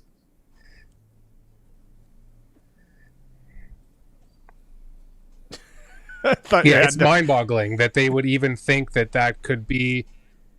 It could be this one thing. Like, all we have to do is get this guy, make this one move, and it's gonna right our ship. Like, I just don't understand. This is supposed to be a brain trust. These are supposed to be knowledgeable people, and to walk down that path just seems idiotic, really, for lack of a better term. I'm no expert in the game. Yes, you are. Yes, you but are. when I watched him for the Texans, and I thought, like, he's okay.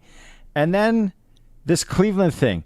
So does that game? Let me hit pause real quick. I'm going to forget what I'm going to say now that you paused me.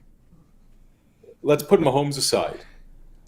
And just for the sake of argument, CJ Stroud aside. Okay? I am giving both of you the chance to take any quarterback that you think will take your team from a 4-13, 5-12 in the NFL, 4-14 CFL, 6-12 CFL. Take any quarterback of the 39 other starting quarterbacks, of the 39 other backup quarterbacks, Is there anybody that you think can just come in, step in, and take over the franchise and immediately propel them forward? Joe Burrow. Yeah, if he stays healthy. Dude, that's why you get a line around him. Josh Allen. Josh Allen. Jared Goff. Yeah. So back to I didn't forget it, but so when they signed him, and I was like, okay, Cleveland, you think that game, if you do get, if it works out the way you want, and you turn into this buzzsaw, and you get a home playoff game or two, you think that guy's going to be able to play in Cleveland weather in January? Like, there's not even that factor yet. He can't even play in Cleveland weather in September. Yeah. That is such a factor in the NFL that a lot of people don't talk about, that need like a dome team, and you have a Kyler Murray or a Tua Tagovailoa, and then it's like playing in Miami. Like last year we saw it, and it's like, hey, here's a plane ticket to Kansas City. It's going to be -30. FYI. Let's see how your game travels. Like, that is such a massive factor in the NFL. Like, Arash, you've been around it more than anyone, but I'm sure, when Green Bay's got to sit down and think about who's going to play quarterback for us, or Buffalo, it's got to be a factor. It's like, well, no, he's played in LSU his whole life. And I don't know. I think that's both sides of the border, fellas. I mean, look at the last time the Riders won the Grey Cup. That week, Ticats players are getting frostbite at practice. I remember the 2011 division final in Winnipeg. The Tiger Cats wanted nothing to do with getting off that bus. How difficult has it been for, a dome team like BC to come into Winnipeg or Saskatchewan in November and have success? Yeah. It's different football. I think that's in part why Baltimore went out and got Derrick Henry. Yeah. Because that's a bruising type running back that can not only withstand it, but he can help wear down a defense too. But to that, I watched that on Thursday night, and you know what came across my mind? Only play him half the games this year, so he is ready to go. Try and find someone, somehow, those games that are free marks on the bingo card, like, sit him. Maybe that's the strategy. Maybe that's the thinking outside the box. There's so much to unwrap. We got to get going. Colson's getting mad. I'm all for load management in pro football. Good luck telling a head coach that. All right, let's do it again on Thursday, and we'll get to tee up the Thursday night or Buffalo in Miami. Speaking of, I don't know what the heck these two teams are. It'll be a lot of fun, and we can gamble. Yeah, we sure can. Here's real quick, guys. I think this whole Edmonton situation is going to be fascinating with Trey Ford now coming in. With Thompson will rank up. Like, would this be a scenario? And I don't know this. I guess we'll find out next week. And are they going to be honest about it? If this was a playoff week, would MBT be playing? Are they being super cautious with him? I'm not quite sure. It just feels like right now Edmonton's been on this roll, but you need your quarterback for November. So I think this is going to be fascinating coming out of the bye for the Elks. Almost as fascinating as new owner Larry Thompson almost running over the Calgary Stampeders bench. Yeah, that's a way to, endear yourself to an Edmonton crowd. How'd you beat the Stamps? Well, we just ran over them with our golf cart. Yeah, okay, yeah. New Elks owner has been charged with vehicular homicide. Details after this. All right, Arash, let's do it again on Thursday. See you, boys. See ya. Arash Madani, coast to coast. Ciao. For Brian Gawley. Let's take a quick break. If you're streaming and watching us on X or on YouTube, and as always, on the home of the Regina Pats, 620 CKRM. The all-new Sports Cage is brought to you by Bronco Plumbing and Heating, where professional service is guaranteed. They'll treat you right. 781-2090. He's at it again. Matt's sharpening his pencil to save you more money at Matt's Furniture. Want to level up your washer and dryer pair with Maytag? Get the Maytag top load washer and electric dryer set with wrinkle prevention for $1,598. Or get the larger Maytag washer and electric dryer set with quick dry cycle, just $24.98. Purchase either and get a free year supply of Swash detergent. See in store for details. Matt's Furniture in Fort Capel, Kamsack, Melville, and Foam Lake, or online at mattsfurniture.ca. The ball is snapped. He scans the field. He's going deep. What a play! Rider fans, make your own great play by going to riders5050.ca. You can now buy tickets for every game, home or away. And don't wait for the last minute. Get in on the amazing early bird prizes. Everything raised is used to support minor football in Saskatchewan. Support a great cause and just maybe score a big win. Get your tickets today at riders5050.ca and go Riders! Sponsored by ISC. Water heater and water softener rentals are now available at Bronco Plumbing, Heating and Cooling. Instead of paying big money up front, you can rent a water heater and water softener directly from Bronco without the worry or hassle. They have a long history of renting water heaters and water softeners, and they're maintenance-free. Bronco comes and does all that for you. Saskatchewan's best water heater rentals are from Bronco. Call 306-781-2090. Professional, courteous service. BroncoPlumbing.com. Some will try to tell you 8 inches is enough. Others will say 10 inches will do. But when you want a lot of pizza, you gotta hanker down with a delicious 13-inch pepperoni from Western Pizza. Why mess with a good thing? You know what you want. 13 inches of pepperoni pizza perfection from Western Pizza. Western Pizza. Big on toppings, big on taste. Dine in or take out. Order today. And get it hot and get it fast. Western Pizza.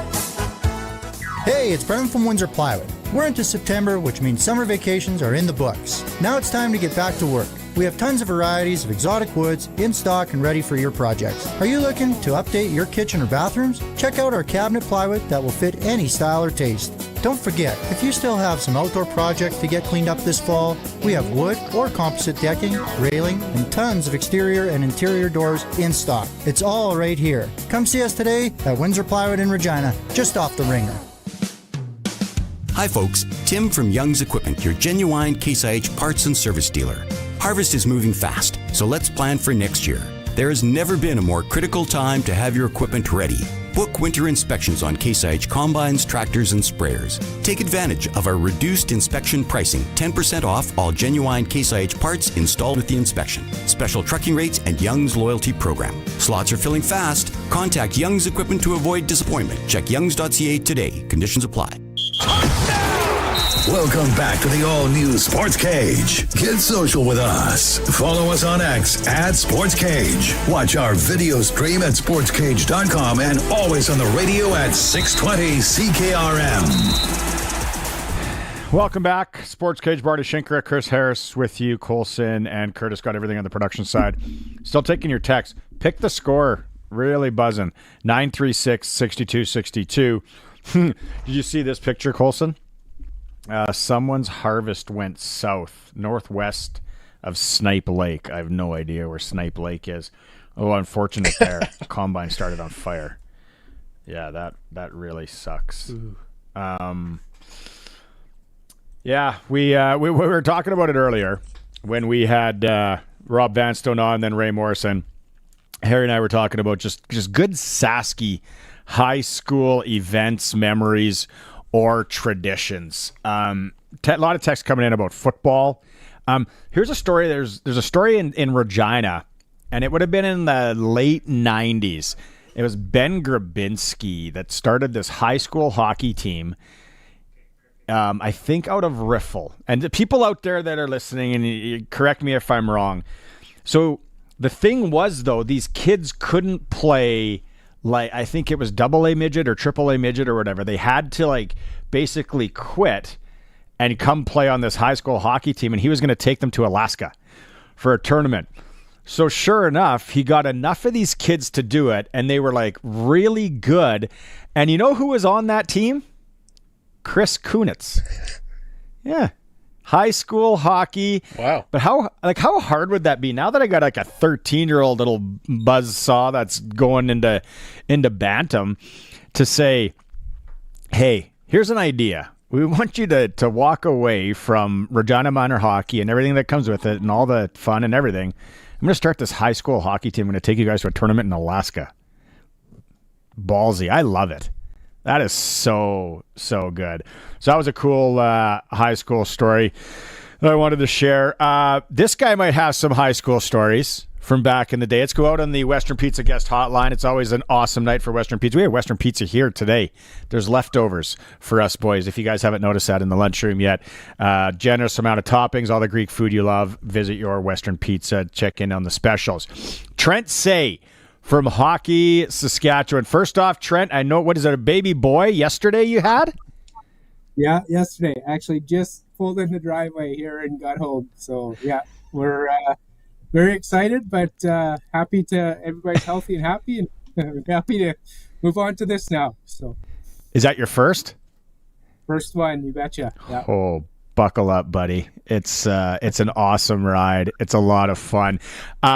You are, like I said, you are with Hockey Saskatchewan on the official side, so you do a lot there. I brought you on because I wanted you to explain to people the green armbands and the initiative that you guys, I think it started last year in certain pockets, and then now it's expanding provincially. It's fast. It's awesome. Everything about it. Trent, just to kind of explain what it is and why you guys came up with it. For sure. So to your point, Saskatoon started it kind of as a pilot project last season. And that idea came from some of the other branches across Canada that have been doing it for a few years. But the idea is officials 15 and under will wear a green armband, one green armband at any level they're officiating. Basically, and the point of this isn't to emphasize that they are inexperienced officials, but they're young officials. So, when we think of, we got young players on the ice, we've got young officials on the ice, they're learning the game. This is to really try and educate everybody that, they're learning, doing their best. Some of them might be, capable of working AA level hockey, but at the end of the day, they're young officials. And we really want to highlight that and just kind of make it known that, that abuse, that verbal harassment that they get at times, we kind of just need to bring it to the forefront, and that way we're not putting the emphasis on these young officials to deal with it, but kind of everybody involved in the rink. The adults in the rink need to be adults at the end of the day. I'm full disclosure here. I've been idiot dad yelling. I never yell at kids though. But adult reffing, okay, yeah. And hey, I can look myself in the mirror and throw myself on that sword. How many officials in the province are there? It's kind of a two-part question here. How many officials are there in the province, and then how many would be in that 15 and under, Trent? So last season was the most officials we've actually ever had in Hockey Saskatchewan. So we had over 3,500 officials. But 2/3 of those are 15 and under. Wow. So, yeah, you think of, all the senior leagues are expanding. There's more hockey everywhere. Teams are popping up. We need more officials, but we need to retain this group of young officials and really make them feel safe and supported in this role.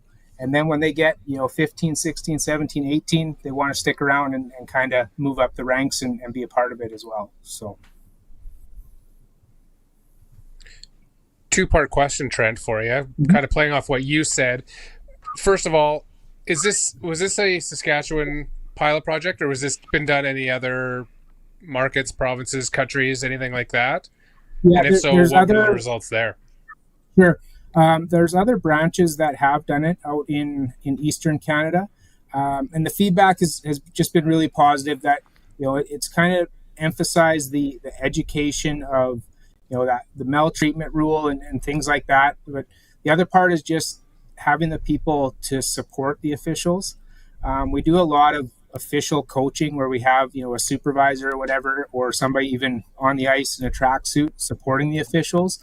But they're obviously not at every game. So again, this kind of helps draw those, maybe it's the team manager, the penalty box worker, that the young officials have somebody that they can maybe talk to if there is a situation, and get the support they need that way too. So the branches that have done it speak very highly of it. In Saskatoon last year, they did record that there were less misconducts called against coaches last season. And again, part of that is we hope as part of this program is the education. Everybody's kind of seen the green armbands. It's something to talk about and draw awareness to it, but that everybody's kind of buying into for sure. And then you mentioned also just the fact that it was tough to retain people or attract people to the profession. Was it almost at a point where you're like, something has to change here, PDQ, or we are going to be not able to continue to have officials? I mean, generally, like the game is shifting, right? Like the maltreatment rule and things that you say on the ice and do on the ice and stuff like that. We're starting to turn the tide, but part of it, I always tell people that you can't go into the grocery store or the gas station and because the guy filled $5 more up in your gas tank, scream and yell at him.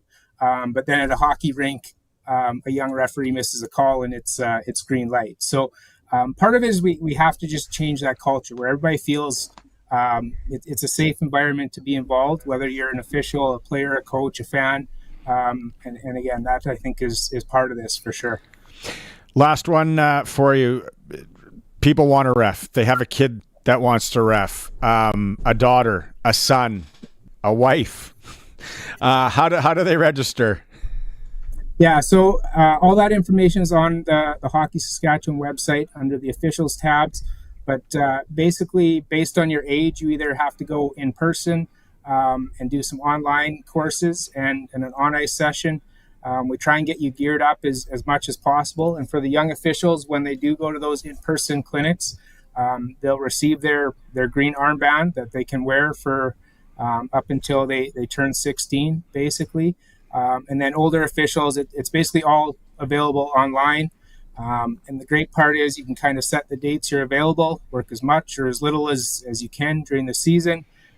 Great way to make some extra spending money. And a lot of people just like the opportunity to get involved in the game, support their community, especially in the rural areas. Some areas are short on officials, but it's more ice time and a chance to kind of see the game from another perspective as well. Fantastic stuff, Trent. Maybe we'll regroup in a few months, see how it's going, see how everything's going with the officials. Again, congratulations. Have fun this little moment in time for you. It's awesome. Always a pleasure, my man. Have a good one. All right. Thanks, guys. I appreciate you taking some time. Yeah, Trent Say from Hockey Saskatchewan. Thanks, joining us here on the all-new Sportscage. Really, really cool initiative there. If you got any kids that should you want to get into the game, a little coaching, get some extra ice time and make some scratch, right, Harry? Isn't that it sounds like a good deal?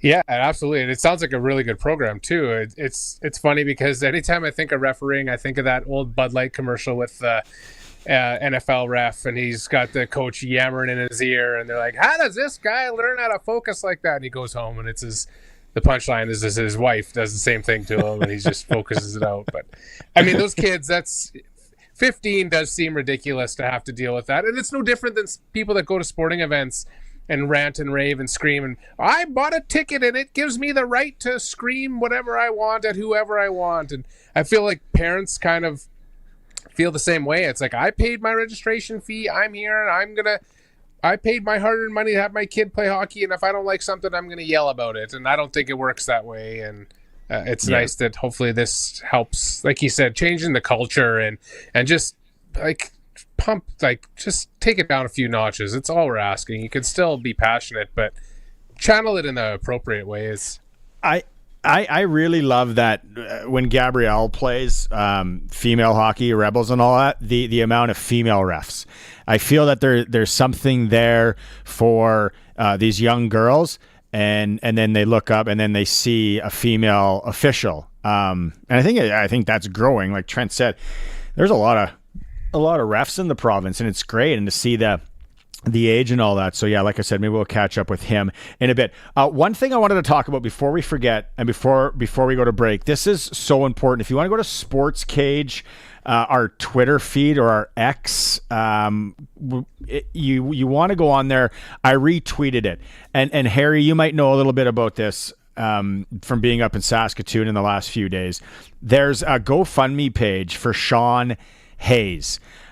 Who is Sean Hayes? This guy is a hero. If we're going to do the clutch performer for Nick's service in Emerald Park, this guy, he's a teacher at Evan Hardy Collegiate. Harry, do you want to take this? Do you know more about the story than I do? I kind of know what he did, but maybe you can go into it. Like, unbelievable what this guy did. Sure. I mean, basically, as most people in the province know, there was an incident at Evan Hardy last week involving two students, one which allegedly had lit another student on fire. And so Sean Hayes was basically, for lack of a better term, Johnny on the spot. And he risked his own harm to help save the life of the youth that was on fire. And he, without hesitation, just basically put himself in the line of fire and did everything that he could. And so now, yeah, there's a GoFundMe page for him as well as the student. So there's two separate ones, but definitely one of those things where you didn't show up for work that day thinking that was going to be something that you would have to do, nor would you ever in that line of work. And so absolutely just the world of respect to Sean for his act of heroism. Like I said, we retweeted it on our social and our X page. So go in there, even if it's just a few bucks or whatever. What a hero. What an absolute hero from right here in Sasky. It is the all-new Sportscage if you're watching on the streams on X or on YouTube. And, of course, we are on the home of the Saskatchewan Roughriders, 620 CKRM. When it comes to duct cleaning, call Bronco Plumbing, Heating, and Cooling. They'll clean out the dust and debris that builds up over the summer. When you need protection, they offer a monthly plan for homeowners to get regular service done on their AC and furnace, as well as plumbing. And when it comes to furnace servicing, it's never too early to get that done too. Bronco will service your furnace and have you ready to go before winter hits. Consider it today, so you can rest easy tomorrow. Learn more at broncoplumbing.com. For pizza lovers who are short on time and hungry for a great deal, Little Caesars Pizza is ready when you are. Walk in, grab your hot and ready favorites, and walk out. It's just that easy. Try the classic hot and ready medium pepperoni pizza for only $7.99. You get a delicious quality pizza at a great price. It's available all day, every day for just $7.99 at Little Caesars. And try other hot and ready favorites like their iconic Crazy Bread or Caesar Wings. Little Caesars Pizza, 20 years of hot and ready. What's going on in the markets? When is the right time to invest? What should you do with your money today? When Lindsay had questions, she talked to Brian Golly. Living in very rural Saskatchewan, Brian makes it really easy to stay connected virtually, which is perfect for our busy young family. You don't have to plan your financial future alone. I've actually recommended him to a few people just because he's trustworthy and he's very easy to work with. Call Brian Golly of Smart Investing Solutions. 306-546-2533. The early bird deadline in the Rough Rider and Children's Hospital Foundation's lottery is this Thursday. Turn your summers into epic adventures with the Hello Lake Life Prize, featuring a GMC Hummer EV and Sea-Doo Switch pontoon boat, or take $235,000 cash. Plus, there are 10 incredible grand prizes, including your best chance to win $1 million. Hurry, early bird deadline is this Thursday. Help Saskatchewan kids. Get your tickets now at RidersChildren'sLottery.ca. Lottery license LR240034. Please play responsibly. Witness champions rise, legends reborn, and history rewritten. The Canadian Finals Rodeo returns to Edmonton just in time for its 50th year from October 2nd to 5th at Rogers Place. The roar of the arena will echo once more. Tickets are now available at CFR.ca. The Canadian Finals Rodeo, back and bigger than ever. The all-new Sportscage. Watch our live stream at sportscage.com and on the radio at 620 CKRM. Welcome back, all new Sportscage. If you're watching on the streams on X or on sportscage.com, the YouTube channel, And of course, we're always on the radio. I wanted to give a shout out or plug here. Sportscage.com has this. If you want to go and read the story on the U of R Rams, they're 10th in the country. After that big win against the U of S Huskies, the Regina Rams have now jumped in to the CIS football top 10, and they are sitting at number 10. Alberta is number 9. Manitoba is 6. Saskatchewan, nowhere to be seen. So that's at sportscage.com. That's where you can go and find all the stories. And of course, if you click video, and you'll see the Sportscage feed there, the YouTube feed. Subscribe and like if you can. Also, shout out to Roscoe. Good job, Roscoe. Roscoe's the one that sent me the unfortunate picture of the combine that went up in flames there. And then everyone playing Pick the Score.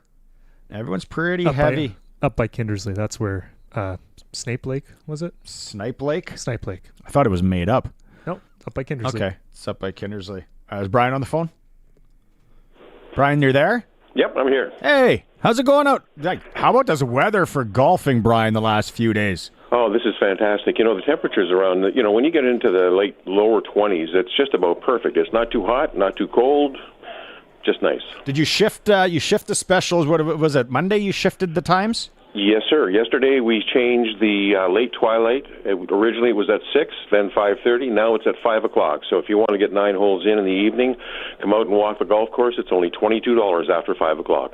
Like I said, it's just if you got a junior that you're getting into the game, a little girl, little guy, get out there. Or you just want to go for a walk with your wife. I'm so anti-walk with my wife guy, but I would go walk with her at a golf course any day of the week. And then, we got the driving range that actually you hit off grass to targets there, which is that's kind of a thing of the past. Yes, indeed. Yeah, the thing about mats is that, they get kind of worn out, and they're hard on your clubs, and they're hard on your joints because there's no forgiveness. So, yeah, we have no mats. It's all grass. It's great. And if you've been smashing your clubs on mats all summer and they need a little bit of repair, take them to you as well. We can do that for you, too. And, anything from loft and lie to regripping, reshafting, we can do it. Ooh. And don't forget, we have that special every Monday and every Wednesday. Ladies and seniors, $37 to come out and play the golf course. There you go. And we find you online, Brian, at Flowing Springs, and then also they can give you a shout.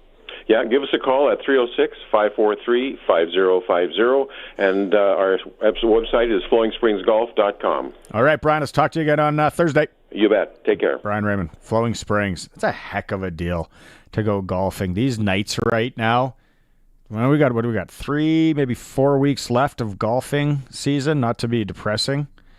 And then, unless you're going somewhere south, you ain't golfing. So Flowing Springs, great little track.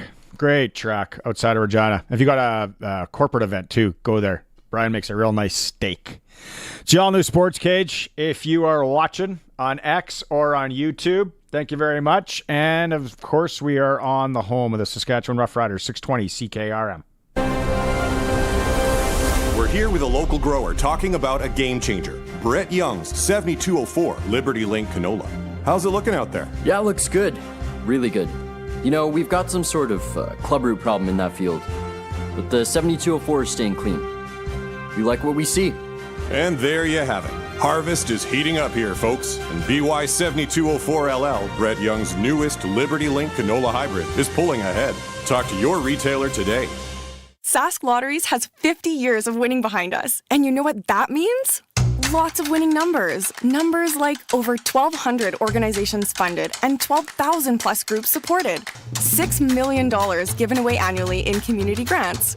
And the winningest number of all? $1.4 billion given back to the people of Saskatchewan through sport, culture, and recreation. And we're just getting started. Help us grow the next 50. Learn more at sasklotteries.ca. It's employee pricing at Crestview Chrysler, and that means you pay what we pay. It's amazing. It's exciting. It's mind-blowing. I apologize. I'm just very excited. If you need a used or new vehicle, you can get what I pay for a vehicle. You pay what I pay, and you don't even have to work here. It's the best time of year for a new or pre-owned vehicle. Right now, you pay what I pay. You get a great deal, and you don't even have to work. Employee pricing is back at Crestview Chrysler. The early bird deadline in the Rough Rider and Children's Hospital Foundation's lottery is this Thursday. Turn your summers into epic adventures with the Hello Lake Life Prize, featuring a GMC Hummer EV and Sea-Doo Switch pontoon boat, or take $235,000 cash. Plus, there are 10 incredible grand prizes, including your best chance to win $1 million. Hurry, early bird deadline is this Thursday. Help Saskatchewan kids. Get your tickets now at riderschildrenslottery.ca. Lottery license LR240034. Please play responsibly. Good evening. It's mostly sunny and it's 21 degrees in Regina. I'm Corey Atkinson from the Harvard Media News Center with 620 CKRM News for Echo Sound in Fort Qu'Appelle. Stay connected with the new cell phone from Echo Sound. Call 306-332-6711. And for Kevin's Marine, make the most of summer with a boat or pontoon from Kevin's Marine in Fort Qu'Appelle. kevinsmarine.com. Flight disruptions could once again rear their heads as Air Canada and their pilots seem to be at an impasse. Air Canada pilots could be giving their strike notice as early as this weekend. James Bogus with the Regina Airport Authority is asking people to be patient to airlines' counter representatives if there is a work disruption.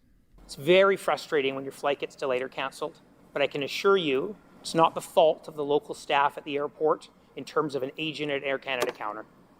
If you are in the airport, and if there is any disruptions to your flight, please be kind and understanding to the local agents here at YQR.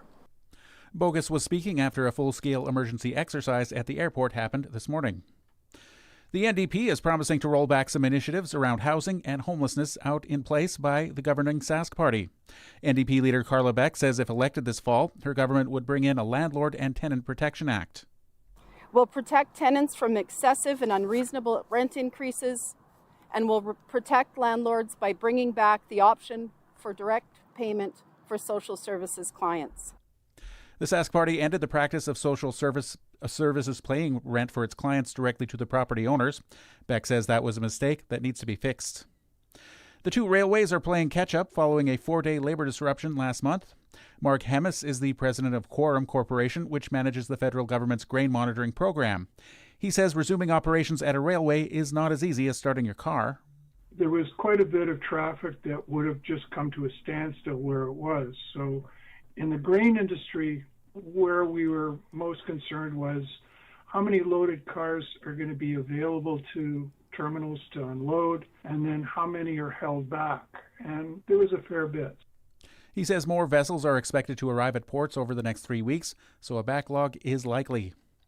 Foreign Affairs Minister Melanie Joly says she barred new military exports to Israel earlier this year and has since frozen dozens of previously existing export permits. Joly says Ottawa prohibits any Canadian-made arms from reaching the Gaza Strip, despite the U.S. announcing weeks ago plans to send Quebec-made ammunition to Israel.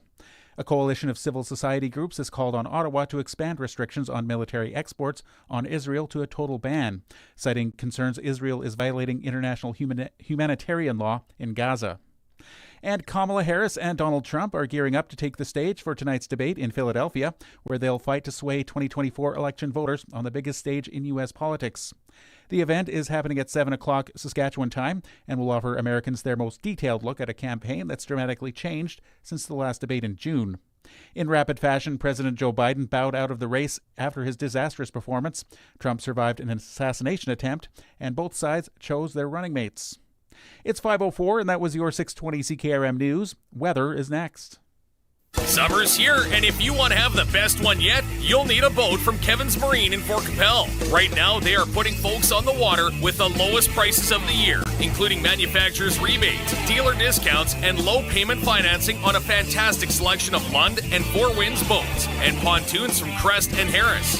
Now is the time to save big bucks and enjoy summer. Big savings, big fun, all at Kevin's Marine. Kevin's Marine in Fort Qu'Appelle. Stop by or shop online at kevinsmarine.com.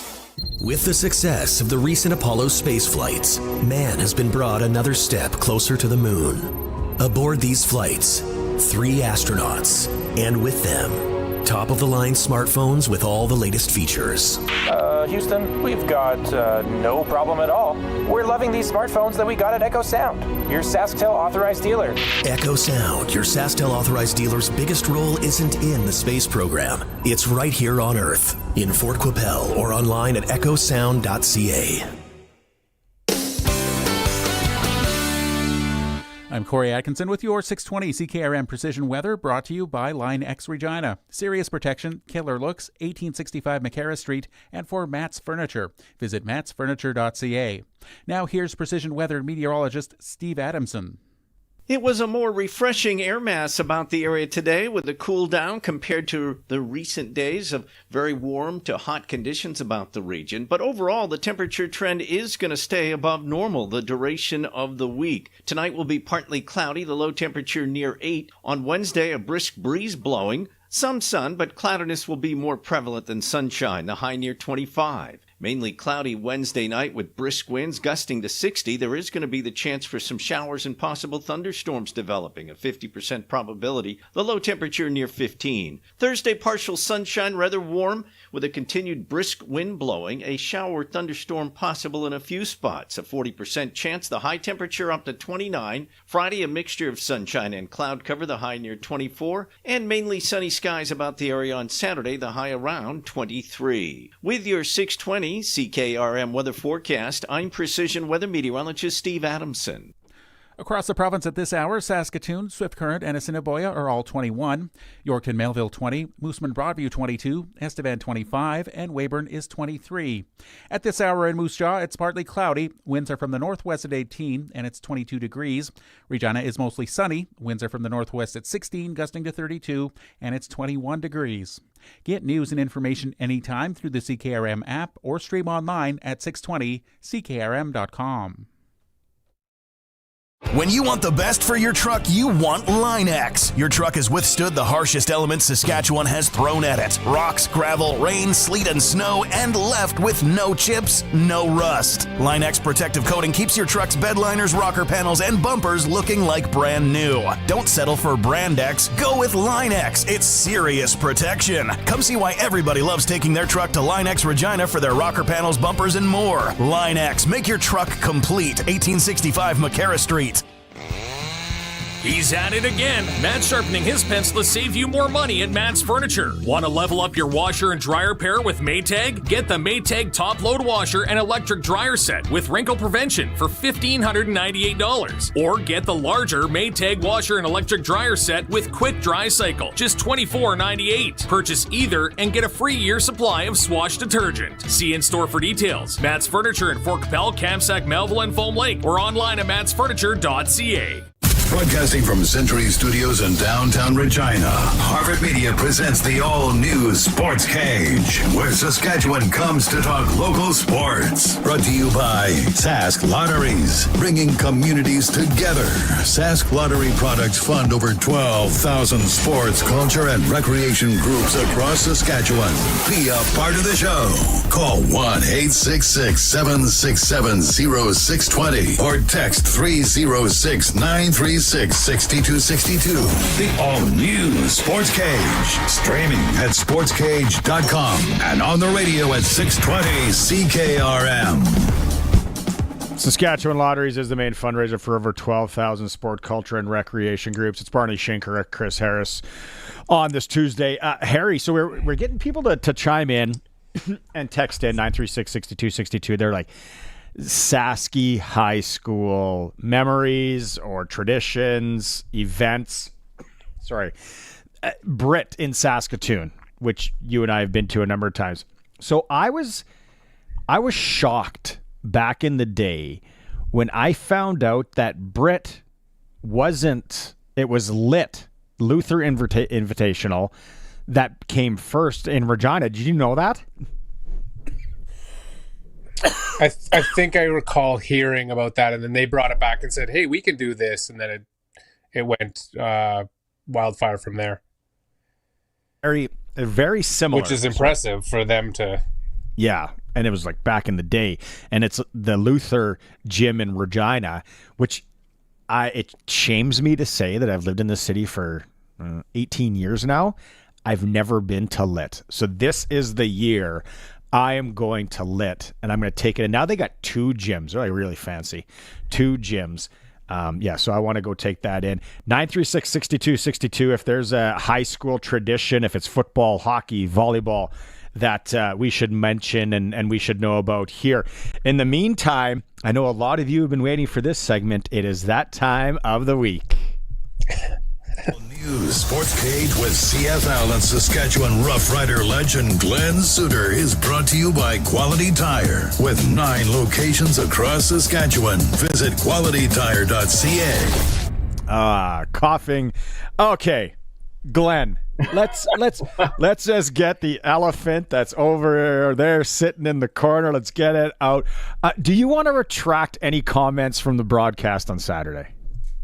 No, absolutely not. No, I stand by all of those all that I said, which was to give a little bit of both sides of the discussion. I mean, if you're talking to Winnipeg fans right now, they are saying that Miles Brown should be suspended for life.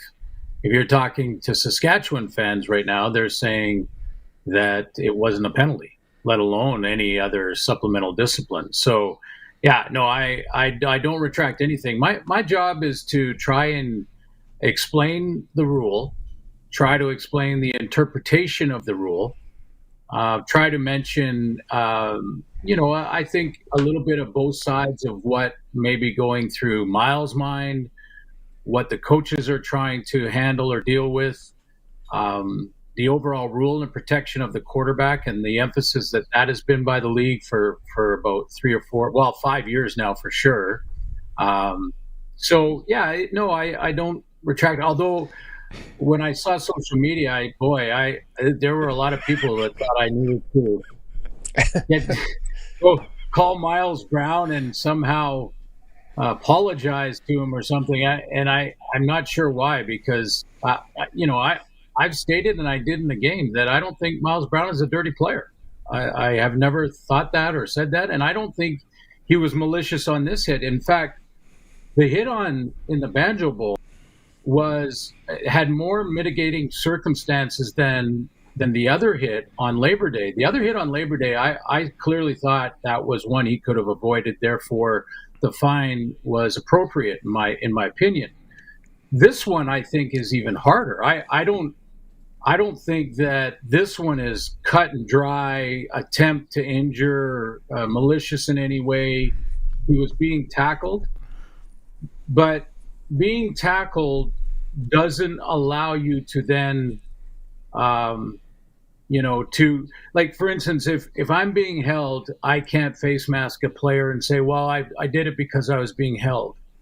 You can't do that either. So there's if you're being held, let's say I got you in a bear hug and you reach around and Coulson over here and you just happen to grab his face mask with your hand, that's kind of unfortunate situation. It's not like you meant to do it. And on this Miles Brown one, I want to ask you the one thing. So when you really break it down now, and the one thing that I'm going to say is it happened so quick there. Mm-hmm. And then even it was probably that night that you could have went and looked at it and say, okay, double teamed offensive lineman hold. He's kind of sideways in this, parallel to the ground.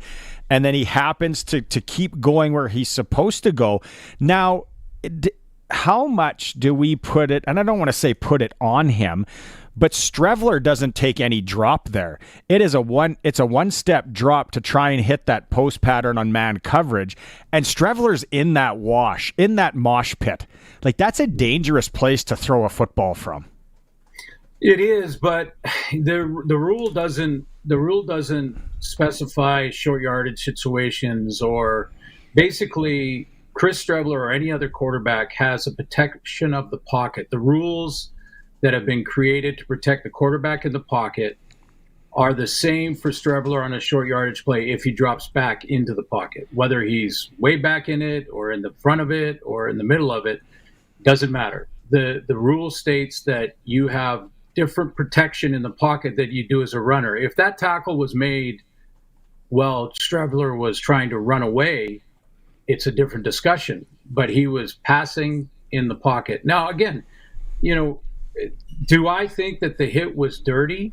No, I don't at all. Do I think it warranted a penalty?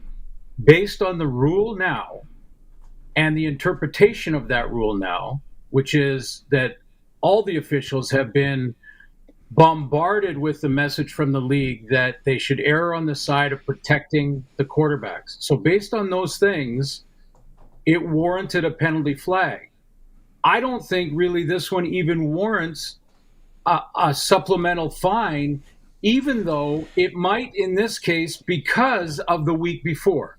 I hope he doesn't get fined. If he gets fined, I'll pay half of it. Yeah, I get that, Barney. Like, listen, I'm not saying I don't think he should based on this one play alone. But if they go back and say, well, there's precedent here now because of the week before, so we have to factor that into the discussion. Like this play might even not have made it to, I don't know. I haven't talked to the guys that are making the decision on supplemental discipline, but it might not even have made it to their desk if this was the only incident. But because it was on the back end of the other game and the other play that was the headshot, that's why now this is in front of the supplemental discipline people. So, again, there are two arguments here. There's the argument of the way you want it to be or would like it to be, and that's very opinionated and subjective. And then there's the rule. And the rule states that whether or not you have a clean run at the quarterback or that you are being blocked or in the process of being blocked or in this case held, you still can't hit the quarterback low at or below the knee or above the shoulders. So it warranted a penalty. I don't think it warrants supplemental in and of itself, but it's I bet you it's on their desk because of the week before. So, again, there's a lot, and I can read the word for word rule, but people can Google that just as easy and look at the rule for roughing the passer, and this is the part that's not in the rule book. The officials have been told over and over again to protect the quarterbacks, and sometimes, as when I'm in my car, I have a problem with the driver ahead of me who might be on his phone while the light turns green, and you get impatient when that happens. You know what I do to mitigate the anger there? I imagine that person in the other car is my daughter. I imagine that it's somebody that I know. And then I think, I can be patient. It's okay. They'll figure it out and they'll go through the light in a second. And my point there is that if you look at this from the rules perspective, and if that was Trevor Harris, how would the fans feel about that hit if that was Trevor Harris? So keep that in perspective when you go on Twitter after a game that you're upset with and start calling people all kinds of things. Hey, my job is to explain the rule. And listen, when I gave the other perspective, the bomber perspective of that, there was no hidden narrative.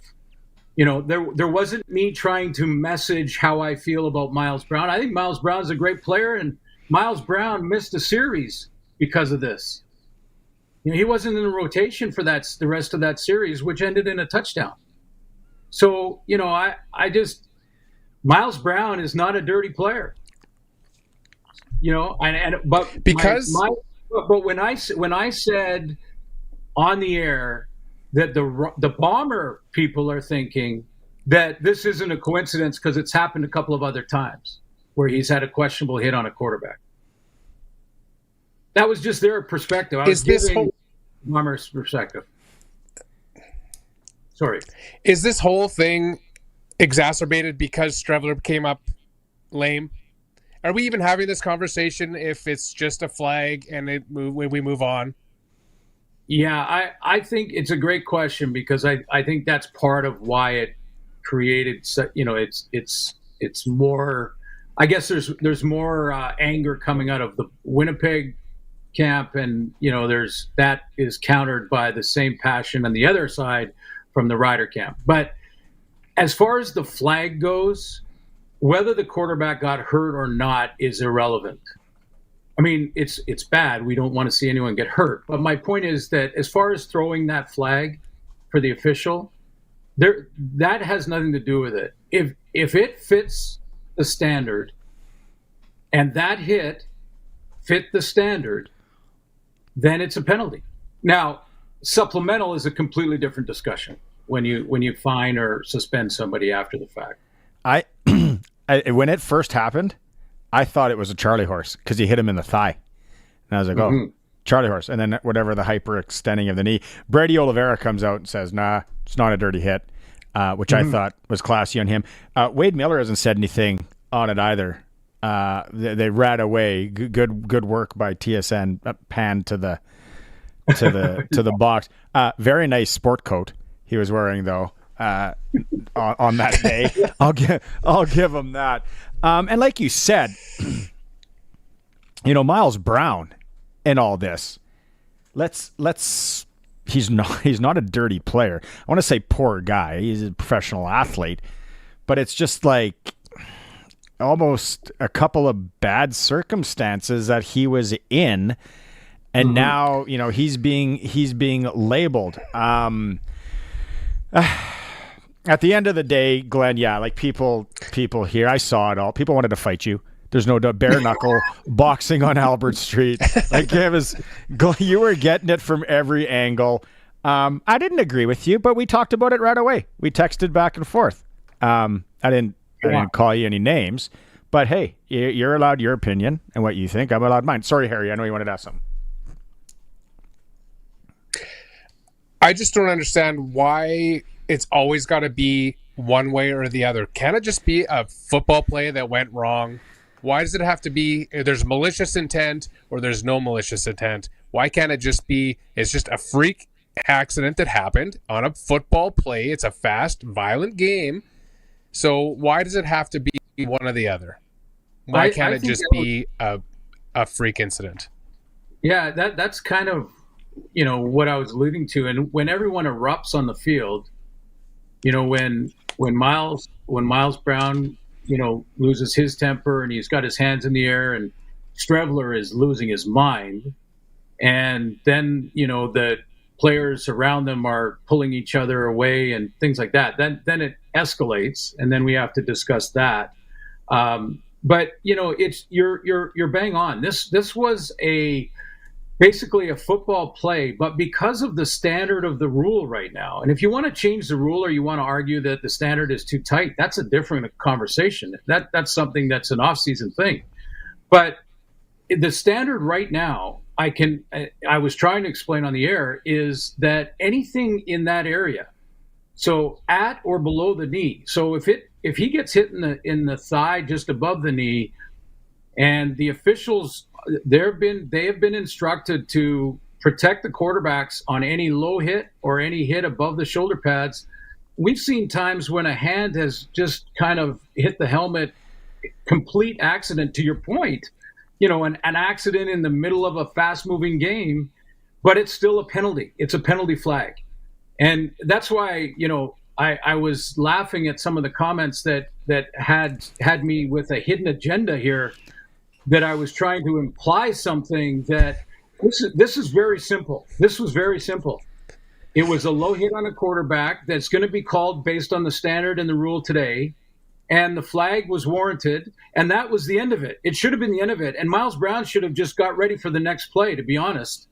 Like, you don't have to go nuts, and neither does the other team. It was unfortunate that he got hurt, and that stops the game, and that's where it sort of escalates. But if he wasn't hurt on that play and they went back, and Miles should just, hey, okay, it was a 15-yard penalty. Like, there were some penalties in the game that hurt the Riders worse than that one. That was actually ended up being offsetting, because the Bombers got a penalty for, I can't remember what the name, it wasn't unsaid roughness. It was misconduct penalty of some kind. So it was basically offsetting as far as yardage goes.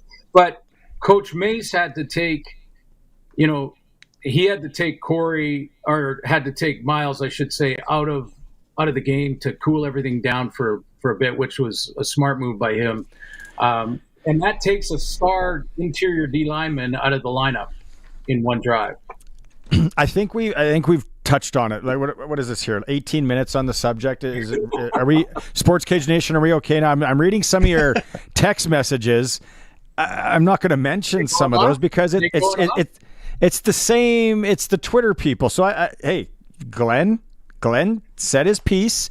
He this is, hey, boys, there was somebody that called into the call-in show that said the CFL it's all scripted, like WWE.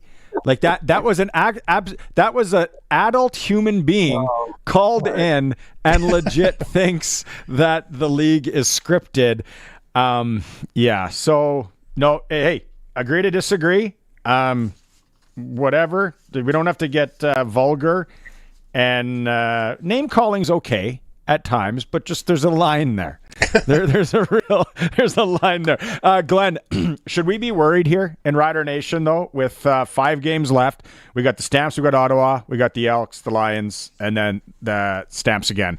I know you're not prediction guy, but should we be a little bit worried here? Well, yeah, I think you should be because of the close games that have been lost. I mean, the good side of this, or the part that leads to optimism, is that the West is so tight that a 3-game win streak can put you in first place just like that. So that is still there on the table. It's not like they have 4 games to make up to even make the playoffs. That's not even part of this discussion. So the season is there for the taking.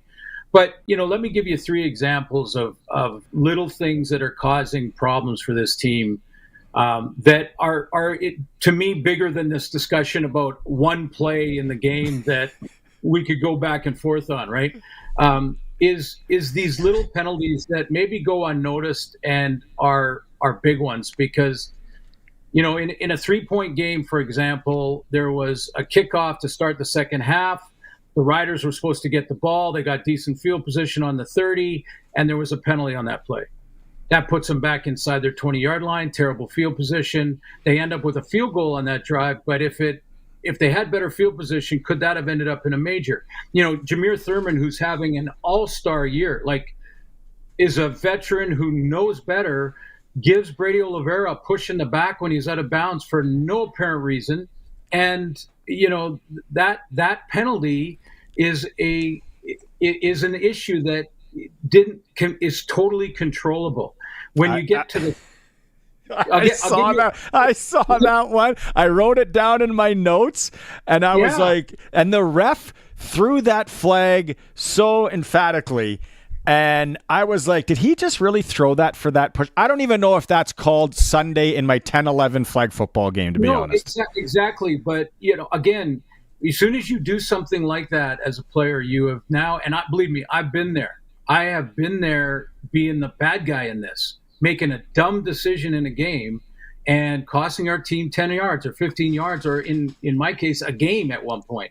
So, I know what that feels like. And Jameer Thurman is a great player. I mean, he's having an all-star year. This was just one small lapse in concentration that makes a big difference. It was a 1-possession game at the end of the third quarter going into the fourth. The Riders are about to receive the kickoff, and they get another illegal contact when they had the ball on the 36-yard line. Now it goes back to the 9-yard line.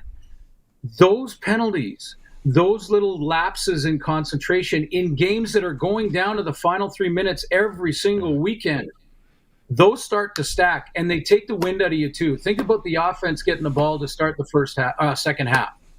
It's a 3-point game. They're getting the ball to start the second half, and they got to start inside their 15-yard line because of a penalty. Mm-hmm. That just, it kicks you right in the solar plexus, and you have to battle through that adversity too. When those are correctable mistakes, do not block a guy in the back when Mario Alford is behind. We don't have to name any names or anything. I'm just saying those 3 or 4 or 5 little things stack up, and those are reasons that you lose close games. Okay, I think I know how I would answer this, and I don't play in the league or on a team. Question from Rod. and you're around the league a lot. You talk to a lot of players. I'll let you answer this one, Glenn. Rod wants to know, can you help me explain to some coworkers why would the team not stay in town during the bye week and work on things? Are they just not worried about and are playing the season out in the hopes to get lucky? I don't know what to say. Do you have something I could tell them? I don't know if that's a PA thing or whatever, but it's a bye week with 4 weeks left. Professional athletes, Glenn, players in the league, they probably have holidays booked. How would you answer that one? Well, I think most coaches, and I'm not sure exactly how Corey Mace handles this, but both coaches would give you the schedule at the beginning of the year. So that schedule for this bye week is already done. So that players, if they have 2 or 3 days off, they can make their plans to see their families, whatever, spend some time with their kids, things like that. I think from a coaching perspective, you need to treat them like adults, treat them like men, and say, listen, if you're not preparing yourself and you need to work on something and you're not doing it, we've got the wrong guy anyway. And that will work itself out as, the season goes on, as season to season goes on, and Corey Mace gets an extra off season. If a coach comes in and changes that schedule because they're losing and it sounds like it's coming from a position of punishment, I don't think that gets the required result. You're not going to get the result by trying to punish a player by not allowing him to see his family in a bye week. So, if you have a locker room that are made up of the right people, the right types of people, they will be working on their game even if they're with their family. So they'll take some video home. They'll be looking at that. They're going to let their body rest if they're nicked. If they're not nicked, if they went home to Florida or wherever it is, they're going to be in the gym in the morning, spending time and just sort of recharging the battery with their family. And sometimes it reminds you of why you're battling. You see your kids, you're putting food on the table, you're going, I got to go back there and be better. So I don't know if that answers the question directly, but I think you treat them like men and expect that they will do what's necessary to climb out of this problem. It's like you said, I think the thing is predetermined, right? And to now go back and say, canceling your holidays, whoa. And you got to remember this: these guys are working, right? It's a holiday week, and some of them haven't seen their families in a long time. That'd be extremely hard. I commend people that go, guys that work on, or girls that work on rigs, or they work up north and they're like 2 in, 1 out, and they're trying to raise kids the same age as mine. I'm like, I have no idea how you would do that. Like, that would be so difficult. So good one today, Glenn. I thought you answered the questions that we wanted you to. We're still friends, right? We are still friends. And Rider Nation, listen, I think Miles Brown is a great football player. He's not dirty. I thought the penalty was right, but supplemental discipline in this case to me would be wrong. So we'll see. Okay. Stay off social media still for a couple of weeks. Thanks, Suits. Talk to you again on Thursday.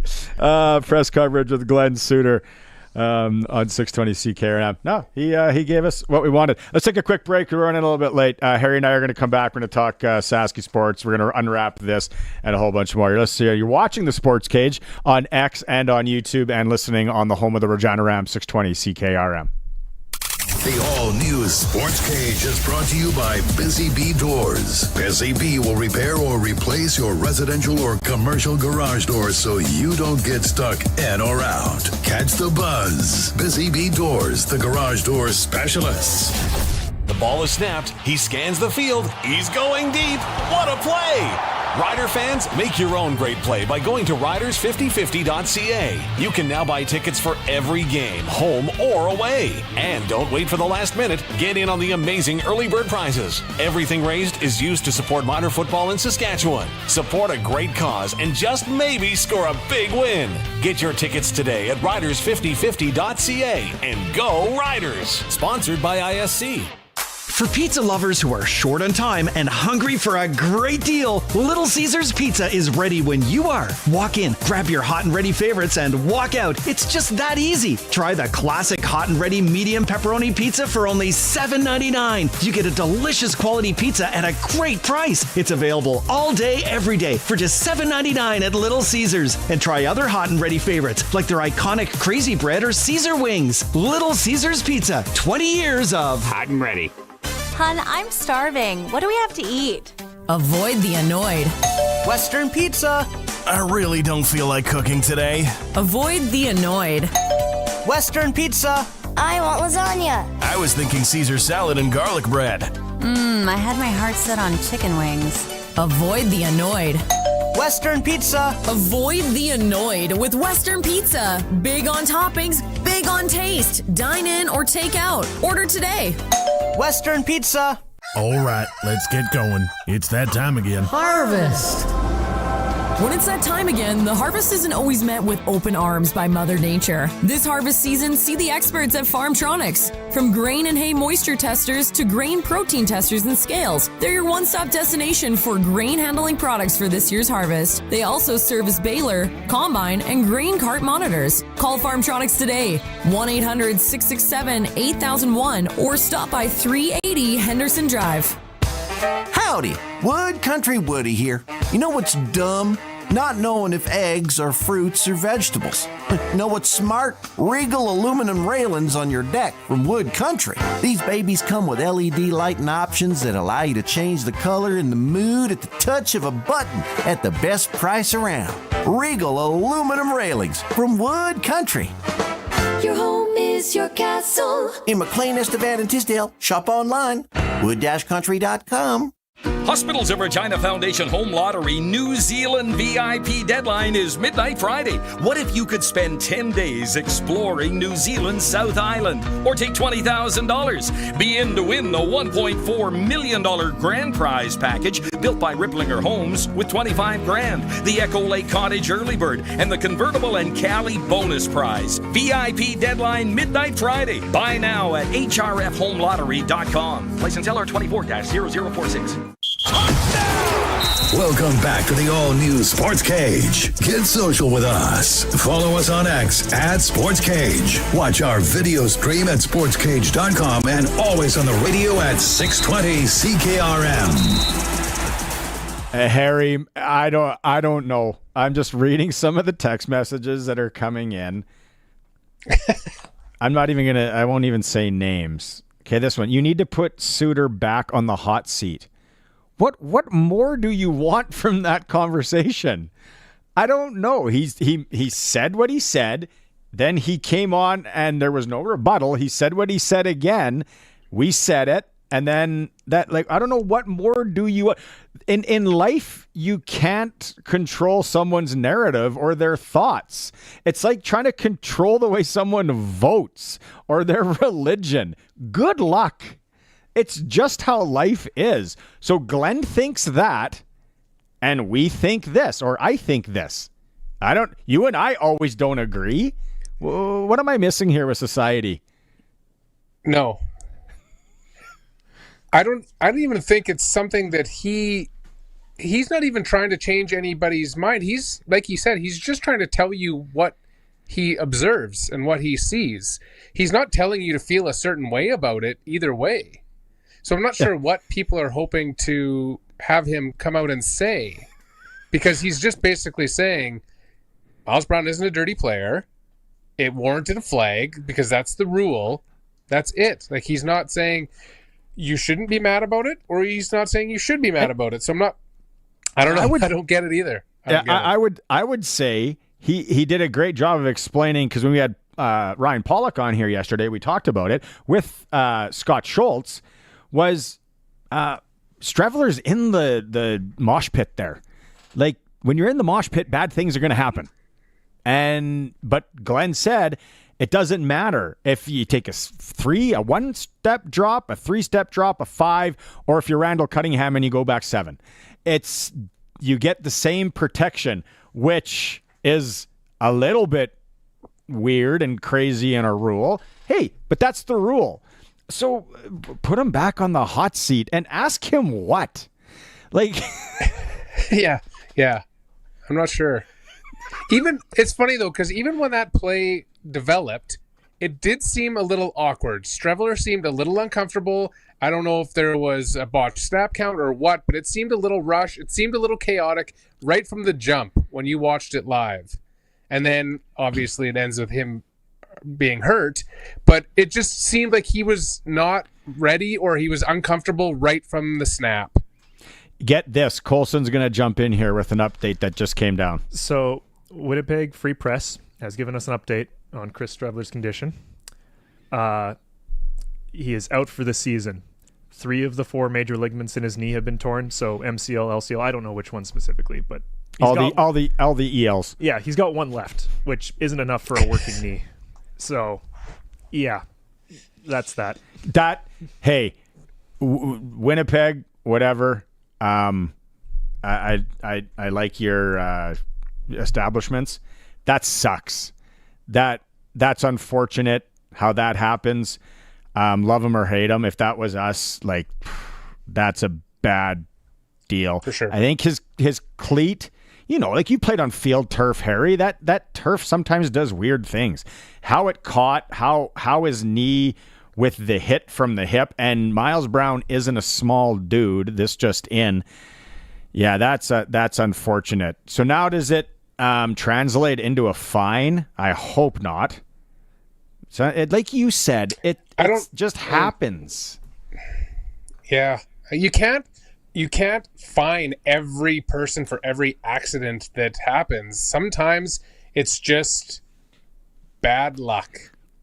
And you're playing football. And trying to find more in it than that is like banging your head against a wall. You're not playing Kaiser, and a guy jumps across the table, tackles you, and breaks your you're playing football. No. Go Colson, go ahead. If that happens to us, like you said, I think Rider fans would be surprised that Harris would have 1 ligament left in his knee. Just saying. Yeah. Jeez, I can't even read some of these text messages that come in. I know. Is it okay for me to expect better from people out there? 100%. We should. As a society, we need to expect better. I feel sorry for. But that's a whole other subject for a whole other show. I thought we took 18 minutes on it, probably a little bit too long, and he said and he backed it, and he did say the Riders might be in a little trouble. They got to come. Like, I can't even fathom if they lose that game in Calgary on the 20th. People's heads will explode. Well, especially because when you think about it, when they say Calgary never won a game in August, right? Coming off a bye week, there's so many things that people will gravitate to as what went wrong, because it goes back to the other comment we made about him giving the guys the week off. You're damned if you do, if you're Mace, because if you don't give them the week off, you risk losing your locker room. If you give them the week off and you lose, then you have the rest of the world saying, why did you give them the week off? You should have let them at home. But then now, if you also come back and you lose to Calgary, a team that hasn't won since Nam, it's just going to be a perfect storm with Rider Nation. They're going to lose their minds. And it's, I don't know, working at wherever you work, that building, and you guys have had maybe your quarter's not great and sales are down. Does the boss come to your cubicle and say, oh, hey, that family vacation you have planned, can't take it because the last few weeks we've taken it on the chin here at Play Now or wherever. Yeah. And it was in the history of never has punishing people to get improvement out of them worked. Oh. Like it's not a thing. You can't take these adults and expect them to come back hungrier, happier, and more productive if you're punishing them, saying, guess what? Whatever you thought you were doing, you're not anymore. Now you're stuck here, and we're gonna. That was deep. You should do speakings for the corporate world. Yes. Tony Robbins of Saskatchewan. We mentioned this earlier. If you're driving home and you didn't catch this, our clutch performer for Nick Service in Emerald Park, your local Massey Ferguson Challenger Rogator Gleaner and Fent dealer. Call 781-1077. Just an unbelievable story from Saskatoon. If you're the donating kind, if everybody that said a bad thing about Glen Suitor and you called him out and all that, go donate $10 to this. You'll feel better as a human being. Sean Hayes up in Saskatoon, a teacher at Evan Hardy Collegiate. A student was set on fire at school, and without hesitation, Sean Hayes, the teacher, jumped on the student, and he suffered some massive third-degree burns. So there's a GoFundMe for him and the student. If you're in the giving mood and that's the kind of thing you like to do, we retweeted it. You can find it at the Sportscage Twitter and X account. If you'd like to do that as well. Do you want to talk about the Tyreek Hill thing? And I think more's coming out now. Like he was going a little fast. In a Lamborghini. Was it a Lamborghini? I don't know. What was your take on it? I don't think we have enough time. You get what you give. If you are going to be a donkey right off the hop, you're going to get treated accordingly. Yeah. If you are very kind and gentle right off the bat, then you should, by the law of transitive properties, be treated the same way. It's a classic golden rule. Do unto others as you'd have them do unto you. Because when you look at that body cam footage, he is a jackass right off the bat. Yep. Entitled. And so anything that happens after that is all based that initial confrontation and how disruptive he was right off the bat. They already got started off on a bad foot, and it just went downhill from there. And he is the primary instigator in that whole situation unraveling the way it did. I thought that when I saw the footage the first time, because it's a long clip, and if we don't know what you're talking about, you got to go and watch Tyreek Hill getting arrested or detained on Sunday before the Dolphins-Jaguars game. It starts, and I'm like, well, though that's a little excessive by the cops, and maybe you caught these guys on a bad day. But it's not just one. There's three of them that are really pissed at him for whatever he did. And then I start, and then I'm like, why wouldn't you just roll down your window and talk to them? That would have diffused the whole thing. Okay, roll down. You have a really nice car, tinted windows. Roll it down and say, hey, I had Milli Vanilli cranked up. I'm getting pumped up for the game, whatever, driving to the game. I was going a little fast. I apologize. Won't happen again. The guys from Chips, what were the two names? The bike cops from Chips? Tubbs and... Ponch and can't remember the other guy's name. Yeah, so then those guys probably let him go. But he wants to be a bit of a D-bag. And it turns into, now maybe do they have to throw him on the ground? But then again, it's like, let's make an example out of this guy a little bit too. So the more that I watched it, and I watched it the second time, I'm like, okay, maybe those guys are having a bad day. Who knows what those guys were putting up with earlier in the day that set them off? That's one of the last jobs I want to do in the world. It would be nursing, fire or cop, paramedic, and then teaching is right there. Like there are a ton of jobs that I would, like that underwater welding in the North Sea, I would do that before any of those. And so these guys are having a bad day, and then you got this entitled athlete that won't roll down his window. I love how the cop lifts up that door. It's not like your Cutlass here on Albert Street.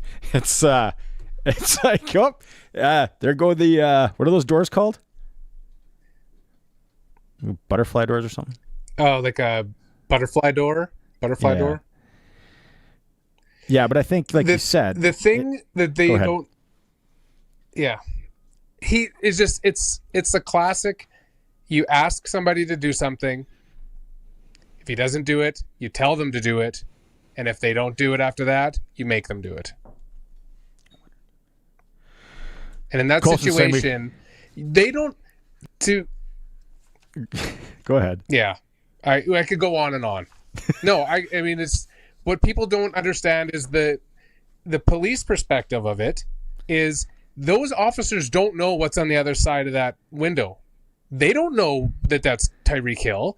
They don't know if there's 5 people in that car. They can't see in. The window is tinted. So when they ask him to roll down the window and he refuses, they have no other option, because all of a sudden, if that's a random guy and those officers get shot because there's somebody in that car that has a warrant, now we're discussing it totally different, because they'll say, oh, those officers should have done this. They should have got him out of that car. But you can't, it's, like I said, I could do an hour on this alone. It's the all-new, that's Sportscage After Hours coming up. It's the all-new Sportscage. We're streaming on X and on YouTube. And, of course, we're on 620 CKRM. Are you afraid of losing your car or home due to debt? Don't let fear or shame hold you back from seeking help. Bankruptcy is not the only option. A consumer proposal can reduce your monthly payments, lower your overall debt, and allow you to keep your assets. My name is Jasmine Brown. I'm a licensed insolvency trustee at BDO here in Regina, and I'm here to help you tackle your debt. Take the first step towards regaining control of your finances. Call 1-833-BDO-TALK or visit BDOdebt.ca to learn more. When you want the best for your truck, you want Line-X. Your truck has withstood the harshest elements Saskatchewan has thrown at it. Rocks, gravel, rain, sleet, and snow, and left with no chips, no rust. Line-X protective coating keeps your truck's bed liners, rocker panels, and bumpers looking like brand new. Don't settle for Brand X. Go with Line-X. It's serious protection. Come see why everybody loves taking their truck to Line-X Regina for their rocker panels, bumpers, and more. Line-X. Make your truck complete. 1865 McCarra Street. The team of experienced farmland real estate agents at Shepherd Realty in Regina has just listed for sale a 5,220-acre grain farm located near Ogama, with some of the best quality land in the area, including a beautiful yard site with a well-kept house, outbuildings, and over 375,000 bushels of grain and fertilizer storage. To learn more, contact Shepherd Realty in Regina at 352-1866, shepherdrealty.ca. The early bird deadline in the Roughrider and Children's Hospital Foundation's lottery is this Thursday. Turn your summers into epic adventures with the Hello Lake Life Prize, featuring a GMC Hummer EV and Sea-Doo Switch pontoon boat, or take $235,000 cash. Plus, there are 10 incredible grand prizes, including your best chance to win $1 million. Hurry, early bird deadline is this Thursday. Help Saskatchewan kids. Get your tickets now at riderschildrenslottery.ca. Lottery license LR240034. Please play responsibly. Freeze Tallman dares you to dream of a perfect delivery. Freeze Tallman Lumber offers a safe and reliable delivery service right to your backyard, cottage, or anywhere in southern Saskatchewan. Their fleet of trucks and equipment are kept up to date and regularly maintained to make sure they continue to provide the exceptional service their customers have been accustomed to. Check them out online at freezetallman.com or see them in Regina or Fort Capel. Freeze Tallman. Let's get you building. Stay connected with us any time of the day. Call or text us 306-936-6262. Driven by Capital Ford Lincoln, Saskatchewan's #1 Ford retailer. CapitalFordLincoln.com on 620 CKRM. Welcome back to the all-new Sports Cage. Connect with the show. Call 1-866-767-0620 or text 306-936-6262. Colson saying you have literally 4 minutes to get in on SaskTel Pick the Score. What's the score when the Riders play the Calgary Stampeders on the 20th? Chance to win 2 tickets to the next Riders home game, which is versus the Ottawa Red Blacks, and also a chance to win a $200 SaskTel gift card. Thanks to everyone at SaskTel for that. Here's a little heads up. If you want to watch some University of Regina Cougars ice hockey and a different facility than usual, you can go watch them in Notre Dame. Exhibition game against the Manitoba Bisons on Sunday, this Sunday, September 15th. It's payday. Admission's only $10 with a donation to the Regina Food Bank. So, yeah, on the big ice down in Wilcox, it'll be the exhibition contest between the Regina Cougars and Manitoba Bisons. I think Maz and Dave are going to have more on that tomorrow here on the Sports Cage. A lot to unpack from today's program, Harry. I think we learned a lot. Learned a lot about a lot of things. Rob Vanstone. Did you already post Rob Vanstone? It's always so fun to just chat with Rob Vanstone and see where it's going to go and what it's going to do. Ray Morrison from up in Saskatoon. Do you remember watching him on Global Sports back in the day? Absolutely. Ray, he's the voice of the Huskies on huskiesfan.ca. That was a fun one. Arash Madani. We talked a lot of NFL football, found out that the Plano Panthers are having a pizza night coming up in the Dallas Men's League football. So much more there. Trent Say from Hockey Saskatchewan on the new reffing initiative going province-wide with the under 15 refs wearing a green armband. So if you're yelling at a ref this year in a hockey rink and they have a green armband on, go outside and punch yourself in the face, because that's an under 15 child that you're yelling at about a reffing call. Hey, again, I had full disclosure. I've yelled at refs before, but I made sure that they had like beards or 5 o'clock shadow. They were men. And they're probably like at a junior hockey game for the most part. Yeah. Anything else that we missed that you wanted to touch on? No, I'm all mad and fired up now over that Tyreek Hill thing, so it's probably best that we're at the end of the show. I think the best would have been if they would have smashed the window in. Knock, knock, knock, knock, knock, knock, and then smash. And then there's so much here that to unwrap, and I don't even want to get into a lot of it. The only other thing I'll touch on quickly is when we were talking about the Saskatchewan high school stuff. When we talked about Brit, we wouldn't be doing Brit justice if we didn't talk about, or just at least mention, the New York Gauchos from '88. It's still a story people talk about, them coming to the city and that tournament. It's 36 years later, and that's still it's one of the biggest stories that he's ever had. We should almost do a half a segment on that. This New York team comes up to play in a high school basketball tournament in Saskatoon, Saskatchewan. It was like minus 40. I think my sister was in grade 12 then. I was 11. And then who was the player that missed the subway? Was it Jamal Mashburn or some? Yeah. Jamal Mashburn? Yeah. Missed the subway, didn't come up and play in it.